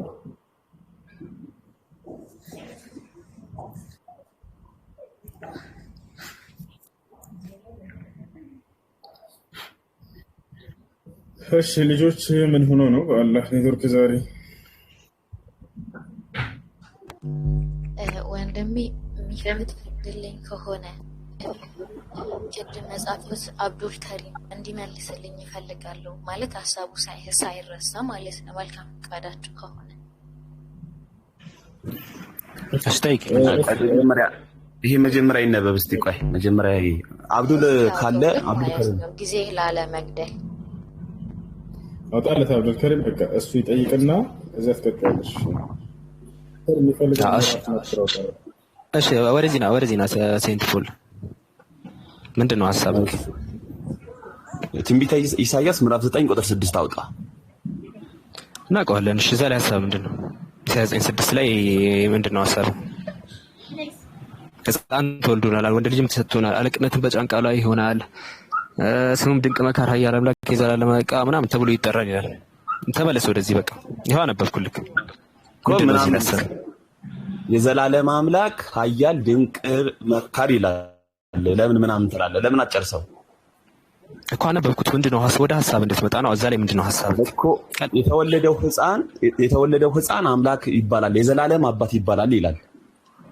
አዎ መጀመሪያ ግን እሺ መጥፎ መንገድ ላስኬድህና ይሄን ማን ነው ለኢየሱስ ያለው እዚህ ክፍል ላይ? ስለ ኢየሱስ ያወራል ይሄ ክፍል። ስለዚህ አሁን አንተ ለኢየሱስ ነው ብለህ ጠቅሰሃል። እንግዲህ ማስረጃ አስጠናሽ። ኢሳያስ ምዕራፍ 9 ጭራሽ ስለ ኢየሱስ የሚያወራ ጥቅስ አይደለም ነው ካልከኝ ማስረጃ አስጠን። ማን ነው ለኢየሱስ ያለው? ስለማን ነው የሚያወራው ታዲያ? የለም ጠይቀኛል። አንተ እኮ ነው የጠቀስከው እኮ ትንቢት ነው እኮ። በማን ነው ኢየሱስ ነው ያለህ ጥቅስ ማለት ነው? እና ተመለስ፣ ችግር የለውም። በእስራኤል ሀገር የተወለደው ሕፃን ማን ይባላል? አንተ አብራራልን በዛው አያይዘን። እኔ አይደለም። ቆይ ተረጋጉ። እንደዚህ ምንላችሁ አልመሰላችሁም ነበራ? አሁን በሀርዱ ወይ ላሳያችሁ። አናፍርም። ክርስቶስ ብቻ አምላክ ነው። እሺ ማን ላውራ? ሴንት ፖል እሷን ላዋራ ከእንትን ላወራ። አንዴ ፕሊስ አንዳችሁ ሚዩት አድርጉ። ተረጋጉ። አንዳችሁ ሚዩት አድርጉ። አድርጓል። በተለይ ቲጂ አንቺ ሚዩት አድርጊና እፈልግሻለሁ ማለት ነው። አረባካችሁ ተረጋጉ። ተረጋጉሽ ተረጋጉ ነው ተረጋግቼ ነው ያወራው። እሺ ሚዩት አድርጓት አድሚኖች ሲናን በቃ ይኸው እንደዚህ በቃ አንቺ ራስሽን መቆጣጠር ካቃተሽ የሆነስ ሚዩት ደግሞ ያደርጉሻል። በቃ ሚዩት የሚደረገው የመጣው ለዛ ነው። ሰዎች በቃ ራስሽ ትቀጥያለሽ፣ በራስሽ ትቀጥያለሽ። ታራ ደግሞ ዝም አይደለም እኮ ይኸው ማንንም አያስወጣሽም። እዚህ ሚዩት አድርጊና ቁጭ በይ። ከዚህ አንቺ ተራ ሲደርስ ደግሞ ጻፊያቸው። በቃ የተሳሳትናቸውን ነገሮች ጽፊያቸውና በኋላ ደግሞ አንቺ እንደዚህ ስትል ተሳስተሃል እያልሽ ትቀጥያለሽ። አሁን ሴንት ፖል ቀጥል። ማን ነው ይሄን ለኢየሱስ ነው ያለው? መጀመሪያ ኢሳያስ እንዳለ ሐዲሱ ደረቅ ሐዲስ ነው የሚባለው። ልክ ከወንጌል ይመሳሰላል። እያንዳንዱ ነገር ሊወለድ ወይም ደግሞ ማነው ኢሳያስ 9 ምዕራፍ 9 ለኢየሱስ ነው ያለው? ማን ነው ያለው? መጀመሪያ ማን ነው? የቤተ ክርስቲያን አስተምሮ የመጽሐፍ ቅዱስ አንድምታ ትርጓሜ በዚህ ልክ ነው። አሁን ማነው ኢሳያስ ምዕራፍ 9ን ለኢየሱስ ነው ያለው? መጀመሪያ እዛ አውዱ ላይ ምዕራፍ 9 ላይ ሄደህ ኢየሱስ የሚል ነገር አሳየን። ወይ ደግሞ የአዲስ ኪዳን ጸሐፊዎች ይሄ የኢየሱስ ነው እንደዚህ ተብሎ እንደተነገረ በኢሳያስ እንደዚህ ተብሎ እንደተጻፈ ልክ አሁን ኢሳያስ ምዕራፍ 7ን ተናግሯል። በነቢይ ልክ ድንግል ትወልዳለች የተባለው ይፈጸም ዘንድ ነው ብሎ ተናግሯል። ኢሳያስ ምዕራፍ 7 ለኢየሱስ ነው ብሎ ኢሳያስ ምዕራፍ 9 ማን ነው ለኢየሱስ ነው ያለው? መጀመሪያ ይሄንን ማስረጃ